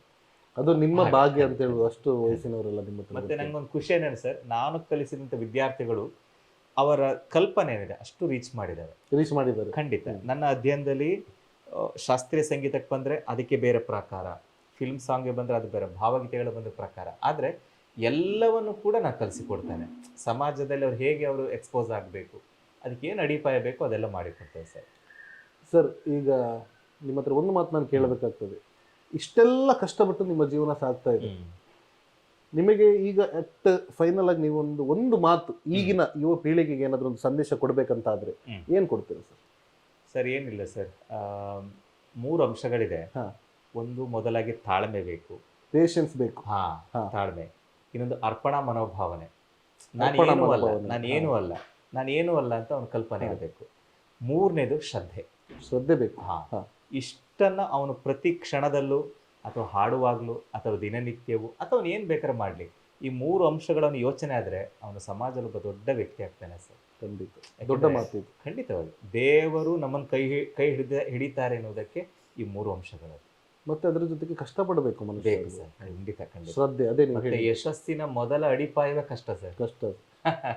ಅದು ಬೇರೆ ಬೇರೆ. ನೀವು ಅವತ್ತು 2000ನೇ ಇಸ್ವಿಯಲ್ಲಿ ಬಹುಶಃ ನೀವು ರಾಜಹಂಸ ಬಸ್ ಹತ್ಕೊಂಡು ನೀವು ಹೋಗ್ಲಿಲ್ಲ ಅಂದ್ರೆ ಅಲ್ವಾ ಸರ್, ನೀವು ಈ ಸ್ಥಾನದಲ್ಲಿ ಇರ್ತಿದ್ರ? ನೀವು ಇಲ್ಲ, ನೀವೀಗ ನಾರ್ಮಲ್ ಮನುಷ್ಯ ಎಲ್ಲ ಇರ್ತಿದ್ರಿ. ಖಾಲಿ ಆಸೆ ಇರ್ತಿತ್ತು, ನಾನು ಸಿಂಗರ್ ಆಗ್ಬೇಕು ಅಂತ. ನೀವು ಅವತ್ತು ಕಷ್ಟಪಟ್ಟಿದ್ದಕ್ಕೆ ಈ ಮಟ್ಟಕ್ಕೆ ಬಂದಿರೋ, ವಿಶ್ವ ದಾಖಲೆ ಬರಲಿಕ್ಕೆ ಹೊರಟಿದ್ದೀರ. ಹೌದು ಸರ್. ಸರ್, ಇಷ್ಟೆಲ್ಲ ಮಾತನಾಡಿದ ಮೇಲೆ ನಿಮ್ಮ ಇಡೀ ಜೀವನದ ವಿಚಾರವನ್ನು ನಾವು ವೀಕ್ಷಕರ ಮುಂದೆ ಇಟ್ಟ ಮೇಲೆ ವೀಕ್ಷಕರಿಗೂ ಒಂದು ಆಸೆ ಇರ್ತದೆ, ನನಗೂ ಕೂಡ ಇದೆ, ನಿಮ್ಮಲ್ಲಿ ಒಂದು ಹಾಡು ಕೇಳಬೇಕು ಅಂತ. ನಿಮ್ಮ ಕಂಠದಿಂದ ಒಂದು ಹಾಡು, SPB ಅವರದ್ದೇ ಹಾಡು ಹೇಳಿ ಸರ್. ನಮ್ಮ SP ಬಾಲಸುಬ್ರಹ್ಮಣ್ಯಂ ಸರ್ ಅವರ ಯಾವ್ದಾದ್ರು ಒಂದು ಒಳ್ಳೆ ಚಿತ್ರಗೀತೆಯ ಯಾವ್ದಾದ್ರು ಒಂದು ಸಾಲು ಹೇಳ್ಬೇಕಂತ ಕೇಳ್ಕೊಳ್ತೇವೆ. 101 ನೆನಪು ಎದೆಯಾಳದಿಂದ ಹಾಡಾಗಿ ಬಂತು ಆನಂದದಿಂದ. 101 ನೆನಪು ಎದೆಯಾಳದಿಂದ ಹಾಡಾಗಿ ಬಂತು ಆನಂದದಿಂದ. ಸಿಂಧೂರ ಬಿಂದು ಇರಲಮ್ಮ ಎಂದು, ಎಂದೆಂದು ಇರಲಮ್ಮ ಈ ದಿವ್ಯ ಬಂಧ. 101 ನೆನಪು ಎದೆಯಾಳದಿಂದ ಹಾಡಾಗಿ ಬಂತು ಆನಂದದಿಂದ, ಆನಂದದಿಂದ, ಆನಂದದಿಂದ. ಬಹಳ ಸುಂದರವಾಗಿ ಹೇಳಿದ್ರು ಸರ್, ಧನ್ಯವಾದ. ಶಾರದ ಮಾತೆ ನಿಮ್ಮ ಕಂಠದಲ್ಲಿ, ನಿಮ್ಮ ನುಡಿಯಲ್ಲಿ ಇದ್ದಾರೆ. ಅದನ್ನು ಈ ವಾಯ್ಸ್ ಕೇಳಲಿಕ್ಕೆ ತುಂಬಾ ಖುಷಿ ಆಗ್ತದೆ. ಯಾಕಂದ್ರೆ ನೀವು ಈಗ ಹೇಳಿದ ಹಾಡಲ್ಲಿ ಸಾಹಸ ಸಿಂಹ ವಿಷ್ಣುವರ್ಧನ್ ಅವರನ್ನು ನೋಡಿದಾಗಾಯ್ತು, SPB ಅವರನ್ನು ನೋಡಿದಾಗಾಯ್ತು. ಈ 2 ಅಂಶ ನಿಮ್ಮಲ್ಲಿದೆ. ಆ ಒಂದು ಫೀಲ್ ಅಲ್ಲಿ ಹಾಡ್ತಿರಲ್ಲ, ಇದೇ ನೀವು ದೇವರಿಗೆ ಕೊಡುವಂತ ಒಂದು. ಹೌದು. ಮತ್ತೆ ಇನ್ನೊಂದು ಅಂಶ ಇದೆ ಸರ್, 240 ಸಾಂಗಲ್ಲಿ ಮೊದಲ ಗೀತೆಯೇ ಶಾರದೆಯಾಗಿರ್ತದೆ. ನಾವು ವಿಘ್ನಗಳು ನಿವಾರಣೆ ಆಗಬೇಕು ಅಂತ ಗಣಪತಿ ಸ್ತುತಿಸಿದ ಮೇಲೆ ಪ್ರಥಮ ಪ್ರಾರಂಭವಾಗುವುದು ಸರ್ ಹಾಡಿದಂತಹ ಗೀತೆ ಶಾರದೆ ದಯ ತೋರಿದೆ, ಶೃಂಗೇರಿ ಮಾತು. ಕೊನೆಯ ಗೀತೆ ಕೂಡ ಅಷ್ಟೇ, ಅದರಲ್ಲಿ ಶಾರದೆಗೆ ಸಮರ್ಪಣೆ. ಸಮಯ ಹೇಗಾಗ್ತದೋ ಗೊತ್ತಿಲ್ಲ, ಆದರೆ ಯಾಕೆಂದರೆ 24 ಅವರ್ಸ್ ಆಗಲೇಬೇಕಲ್ಲ, ಆ ಕೊನೆಯ ಗೀತೆ ಕೂಡ ಶಾರದೆ ಆಗ್ತಾ ಇದೆ. ಹಾಗೆ ಈಗ ನೀವು ನಾಡ್ದು ಹೇಗೆ ಪ್ಲಾನ್ ಮಾಡ್ಕೊಂಡಿದ್ದೀರಿ? ಈಗ ಯಾವ ಸಾಂಗ್ ಎಷ್ಟು ಡ್ಯೂರೇಷನ್ ಎಷ್ಟು ಹೊತ್ತಿಗೆ ಅಂತ? ಸರ್, ಈಗಾಗಲೇ ನಾನು 240 ಸಾಂಗನ್ನು ರೆಡಿ ಮಾಡ್ಕೊಂಡಿದ್ದೇನೆ. ಪ್ರತಿ ಸಾಂಗಿನ ಸಮಯವನ್ನು ನೋಡ್ಕೊಂಡಿದ್ದೇನೆ. ಆಮೇಲೆ ಅದರಲ್ಲಿ ಇನ್ನೊಂದು ವಿಶೇಷತೆ ಇದೆ, 90% ಚಲನಚಿತ್ರ ಗೀತೆಗಳು, ಸರ್ ಹಾಡಿದಂಥ ಸೋಲೋ ಗೀತೆಗಳು, ಒಂದು 5% ಭಕ್ತಿ ಗೀತೆಗಳು, 5% ಭಾವಗೀತೆಗಳು, ಇಷ್ಟನ್ನು ಹಾಡಿದ್ದಾರೆ ಅವರು, ತುಂಬ ಹಾಡಿದ್ದಾರೆ. ಹಾಗಾಗಿ ಅಷ್ಟನ್ನು ಮಿಶ್ರಣ ಮಾಡಿಕೊಂಡು ನಾನು ಇಲ್ಲಿ ಹಾಡ್ತೇನೆ. ಆ ಸಮಯದ ನೋಡಿಕೊಂಡು ಈಗ 3 ಗಂಟೆಯಿಂದ 4 ಗಂಟೆಗೆ ಕನಿಷ್ಠ ಅಂದರೆ 10 ಸಾಂಗ್ ಹಾಡ್ಬೋದು ಸರ್. ಈ ಒಂದು ಸಾಂಗ್ ಅಂದ ತಕ್ಷಣ ಫುಲ್ ಲೀಸ್ಟ್ ಬರೆದುಬಿಟ್ಟೆ, ಹೀಗೆ ನೆಕ್ಸ್ಟು 4 ಗಂಟೆಯಿಂದ 5 ಗಂಟೆಗೆ ಇಷ್ಟು ಸಾಂಗ್ಗಳು ಅಂತ, ಇಷ್ಟನ್ನು ನಾನು ನನ್ನ ಮ್ಯೂಸಿಷಿಯನ್ಸಿಗೆ ಕೊಟ್ಟಿದ್ದೀರಾ? ಹೌದು. ಆ ಪ್ರಕಾರವೇ ಅಲ್ಲಿ ನಾವು ಸ್ಟೇಜಲ್ಲಿ ಯಾರು ಕೂಡ ಮಾತಾಡೋದಿಲ್ಲ, ಹೀಗೆ ಲೀಸ್ಟ್ ಅನ್ನು ನೋಡಿ ಆಲ್ರೆಡಿ ಪ್ರಿಪೇರ್ ಆಗಿದ್ದಾರೆ ಅವರು. ಹೌದೌದು, ಎಲ್ಲ ರೆಡಿ ಇದ್ದಾರೆ ಸರ್. ಎಲ್ಲ ಬ್ರೇಕ್ ಟೈಮ್ ಅನ್ನು ಆಡ್ ಮಾಡಿದ್ದೀರಾ ಅಥವಾ ಅದನ್ನು ಬಿಟ್ಟು ಹಾಕೊಂಡಿದ್ದೇವೆ ಸರ್. ಹೌದು. ಹಾಗಾಗಿ ಈ ರೀತಿಯಾಗಿ ನಾವು 240 ಸಾಂಗನ್ನು ಹಾಕ್ಕೊಂಡಿದ್ದೇವೆ. ಯಾಕೆಂದರೆ ಕೆಲವು ಸಾಂಗ್ಗಳು ಈಗಾದರೆ ಎಲ್ಲ 4 ನಿಮಿಷ 3.5 ನಿಮಿಷ ಮುಗಿತದೆ ಸಾಂಗ್ಸ್. ಹಿಂದಿನ ಸಾಂಗ್ ಹಾಗಲ್ಲ ಸರ್. ಈಗ ನೀನು ಇಲ್ಲ, ನಾನು 7 ಮಿನಿಟ್ಸ್ ಇದೆ. ಆಮೇಲೆ ಗಾನವಿದ್ಯೆ ಬಡಿ ಕಠಿಣ ಹೇ, ಅದು ಕೂಡ 7-6. ಈಗ SPB ಅವರ ನೀವು ಖಾಲಿ ಕನ್ನಡ ಭಾಷೆ ಮಾತ್ರ ಅಥವಾ ಎಲ್ಲ ಭಾಷೆ? ಇನ್ನೊಂದು ಸರ್, ಕನ್ನಡ ಭಾಷೆ ಮಾತ್ರ ಸರ್. ನಾ ಅದನ್ನೇ ಕೇಳಲಿಕ್ಕೆ, ಯಾಕಂದ್ರೆ ಅವರು ಎಲ್ಲಾ ಭಾಷೆಯಲ್ಲೂ ಹಾಡು ಹೇಳಿದ್ದಾರೆ. ಹೌದು ಸರ್. ಸೊ ನೀವೇನಾದ್ರೂ ಹಿಂದಿ, ತಮಿಳು, ತೆಲುಗು, ಮಲಯಾಳಂ ಅಂತ ಇದ್ದೀರಾ ಅಥವಾ ಖಾಲಿ ಕನ್ನಡದಲ್ಲೇ? ಇಲ್ಲ, ಕನ್ನಡದಲ್ಲಿ ಮಾತ್ರ ಸರ್. ಯಾಕೆಂದ್ರೆ ಇಡೀ ಕನ್ನಡ ನಾಡು ಅವ್ರಿಗೆ ಕೊಡುವ ಗೌರವ. ಹಾಗಾಗಿ ನಮ್ಮ ಭಾಷೆ ಮೇಲೆ ಅತ್ಯಂತ ಪ್ರೀತಿ. ಹಾಗಾಗಿ ನಮ್ಮೆಲ್ಲ ಭಾಷಿಗರು, ಯಾಕೆಂದರೆ ಕೇವಲ ಮಾತನಾಡೋದು ಮಾತ್ರ ಅಲ್ಲ ಸರ್. ಇಲ್ಲಿ ನೋಡಿ, ಚಲನಚಿತ್ರ ನಿರ್ಮಾಪಕರಿದ್ದಾರೆ, ಸಂಗೀತ ನಿರ್ದೇಶಕರಿದ್ದಾರೆ, ಆಮೇಲೆ ಸಾಹಿತ್ಯ ಬರೆಯೋರಿದ್ದಾರೆ. ಟೋಟಲಿ ಒಂದು ಚಲನಚಿತ್ರ ಅಥವಾ ಒಂದು ಗಾಯನಕ್ಕೆ ಏನೆಲ್ಲ ಕೆಲಸ ಮಾಡ್ತಾರಲ್ಲ ಸರ್ ಹಿಂಬದಿ, ಎಲ್ಲರ ಒಂದು ಮನೋಭಾವನೆ ಇದುವೇ ಈ ಒಂದು ನಾಡಿನ ಗೋಲ್ಡನ್ ಬುಕ್ ಆಫ್ ವರ್ಲ್ಡ್ ರೆಕಾರ್ಡ್ನ ಮುಖ್ಯ ಅಡಿಪಾಯ. ಖಂಡಿತ ಮುಖ್ಯ ಪಿಲ್ಲರೇ ಅದಾಗಿದೆ. ಹೌದು ಸರ್. ಹೌದು ಸರ್, ಈಗ ನಾಡ್ದು ಕಾರ್ಯಕ್ರಮಕ್ಕೆ ಈಗ ಯಾರ್ಯಾರು ಅತಿಥಿಗಳು ಬರ್ತಾ ಇದ್ದಾರೆ, ಹೇಗೆ ಯಾವ ಥರ ಆಯೋಜಿಸಿದ್ದೀರಿ ಅಂತ? ಸರ್, ಮೊದಲ ದಿನ ಉದ್ಘಾಟನಾ ಕಾರ್ಯಕ್ರಮ.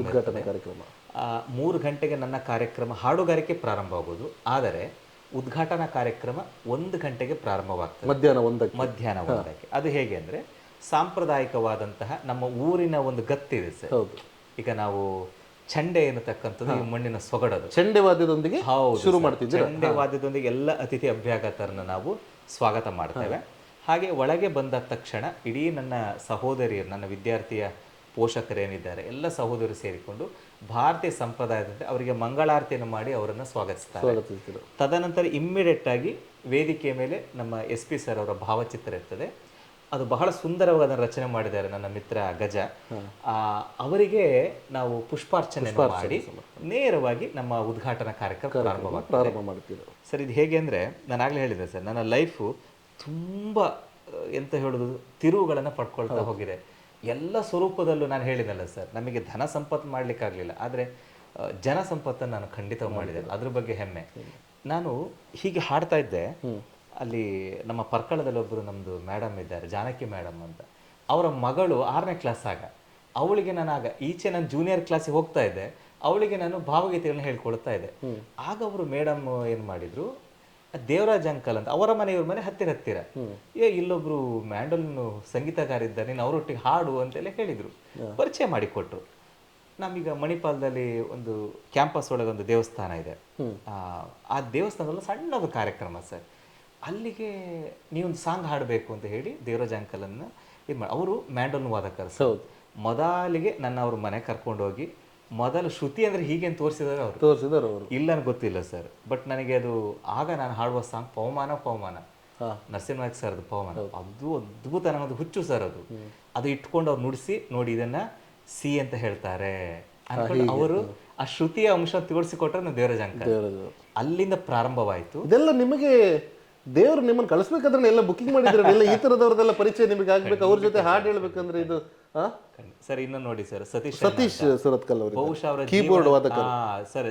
ಇವತ್ತು ಹೆಚ್ಚಿನ 99% ಭಾಗ ನಮ್ಮ ದಕ್ಷಿಣ ಕನ್ನಡ ಉಡುಪಿಯಲ್ಲಿ ಯಾರಾದರೂ ಒಬ್ಬ ಸಂಗೀತಗಾರನ ವೇದಿಕೆ ಕಳಿಸಿದ್ದಾರೆ ಅಂದ್ರೆ ಅದು ಸತೀಶ್ ಅಣ್ಣ ಸರ್. ಅದನ್ನ ತುಂಬಾ ಹೆಮ್ಮೆಯಿಂದ ಹೇಳಿಕೊಡ್ತೇನೆ. ನಾನು ಎಷ್ಟೇ ತಪ್ಪಾಗಿ ಹಾಡಿದ್ರು, ಇಲ್ಲ ಸರಿ ಆಗ್ತದೆ, ಮೋಟಿವೇಟ್ ಮಾಡ್ತೀವಿ. ಎಸ್ ಸರ್, ನಾವು ತುಂಬ ತಪ್ಪನ್ನು ಗೊತ್ತುಂಟು, ಆದರೂ ನಮಗೆ ಸ್ಫೂರ್ತಿಯನ್ನು ತುಂಬೋದು. ಇಷ್ಟಾದ ಮೇಲೆ ನೆಕ್ಸ್ಟ್ ನೋಡಿ ತೋನ್ಸೆ ಪುಷ್ಕರ್ ಕುಮಾರ್ ಅವರು ಕೂಡ ಹಾಗೆ ಸರ್. ಯಾಕೆಂದ್ರೆ ಇವ್ರು 3 ಜನ ಒಂದು ಟೀಮ್ ಇದು. ಅವರು ಕೂಡ ಅಷ್ಟೇ, ಆಯ್ತು ನೀವು ಹೀಗೆ ಹಾಡಿ ಹಾಗಾಡಿ ಸರ್, ಯಾವತ್ತೂ ನೀವು ತಪ್ಪಾಗಿ ಹೇಳಲಿಲ್ಲ ಸರ್ ಇವತ್ತಿನ ತನಕ ಹೇಳಿಲ್ಲ. ಇಲ್ಲ ಸರ್. ಹಾಗಾಗಿ ಆ ಕೃತಜ್ಞತೆ, ಅವರು ಕೊಟ್ಟ ಅವಕಾಶಗಳು ನನಗೆ ವೇದಿಕೆ ಮೇಲೆ ಒಂದೊಂದು ಹಂತ ಒಂದು ಹೋಯ್ತು, ಅಡಿಪಾಯ ಆಗ್ತಾ ಹೋಯ್ತು ಸರ್. ನಾನು ಅವಾಗಲೇ ಹೇಳಿದಾಗ ಈ ತರದವರೆಲ್ಲ ನಿಮಗೆ ಪರಿಚಯ ಆಗ್ಬೇಕಂತಂದ್ರೆ ನೀವು ಪೂರ್ವಜನ್ಮದ ಪುಣ್ಯನೋ ಏನೋ ಗೊತ್ತಿಲ್ಲ, ಅಂತ ಆಪರ್ಚುನಿಟೀಸ್ ಎಲ್ಲ ನಿಮಗೆ ಸಿಕ್ಕಿದೆ. ಖಂಡಿತ ಸರ್. ನೀವು ನಿಜವಾಗ್ಲೂ ಪುಣ್ಯವಂತರಂತಾನೆ ಹೇಳ್ಬೋದು. ನಿಮಗಿಂತ ಪುಣ್ಯವಂತರ ಯಾರಂದ್ರೆ ನಿಮ್ಮ ಶಿಷ್ಯರು. ಖಂಡಿತ ನಿಮ್ಮಂತ ಗುರುಗಳು ಅವ್ರಿಗೆ ಸಿಕ್ಕಿದಾರಲ್ವ, ಅದು ಗ್ರೇಟ್ನೆಸ್ ಅವರು. ಸರ್ ತುಂಬ ಖುಷಿ ಆಗ್ತದೆ ಇವತ್ತಿನ ಈ ಕಾರ್ಯಕ್ರಮಕ್ಕೆ. ನಿಮ್ಮ ಈ ಬ್ಯುಸಿ ಶೆಡ್ಯೂಲ್ನಲ್ಲಿ ನಾನು ಅಂದರೆ ನೀವು ತುಂಬ ಓಡಾಟದಲ್ಲಿ ಇದ್ರಿ, ನಾಳೆ ಕಾರ್ಯಕ್ರಮ ಬ್ಯುಸಿಯಲ್ಲಿ ನೀವು ಕಾರ್ಡ್ಗೂ ಇನ್ವಿಟೇಷನ್ ಕೊಡುವಂಥ ಒಂದು ಬ್ಯುಸಿ ಶೆಡ್ಯೂಲಲ್ಲಿ ನಾವು ಇವತ್ತು ನಿಮ್ಮ ಮನೆಗೆ ಬಂದು ನಮ್ಮೂರು ಎಕ್ಸ್ಪ್ರೆಸ್ ವಾಹಿನಿಯ ನಮ್ಮ ತಂಡ ನಿಮ್ಮ ಮನೆಗೆ ಬಂದು ನಿಮ್ಮ ಏನೊಂದು ಇಂಟರ್ವ್ಯೂ ಸಂದರ್ಶನ ಮಾಡಿದ್ದಕ್ಕೆ ಬಹಳ ಖುಷಿ ಆಗ್ತದೆ ಸರ್.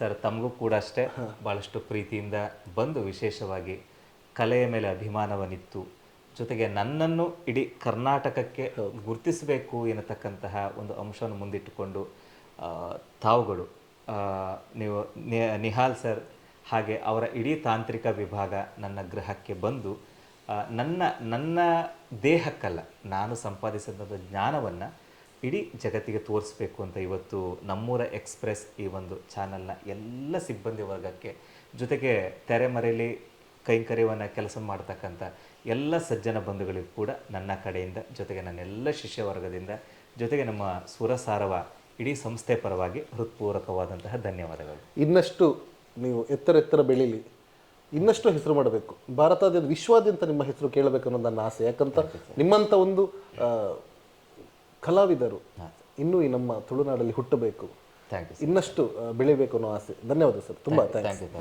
ನಮ್ಮೂರ ಎಕ್ಸ್ಪ್ರೆಸ್ ಎಲ್ಲ ವೀಕ್ಷಕರಿಗೆ ಮತ್ತೆ ಮುಂದಿನ ಸಂಚಿಕೆಯಲ್ಲಿ ಮತ್ತೆ ಇನ್ನೊಬ್ಬ ಒಳ್ಳೆಯ ಕಲಾವಿದ ದಿಗ್ಗಜರೊಂದಿಗೆ ಮತ್ತೆ ಭೇಟಿ ಮಾಡ್ತೇನೆ ಅಂತ ಹೇಳ್ತಾ ಧನ್ಯವಾದ. ನಮ್ಮೂರ ಎಕ್ಸ್ಪ್ರೆಸ್, ನಿಮ್ಮ ಸುದ್ದಿಯ ಜೊತೆಗಾರ.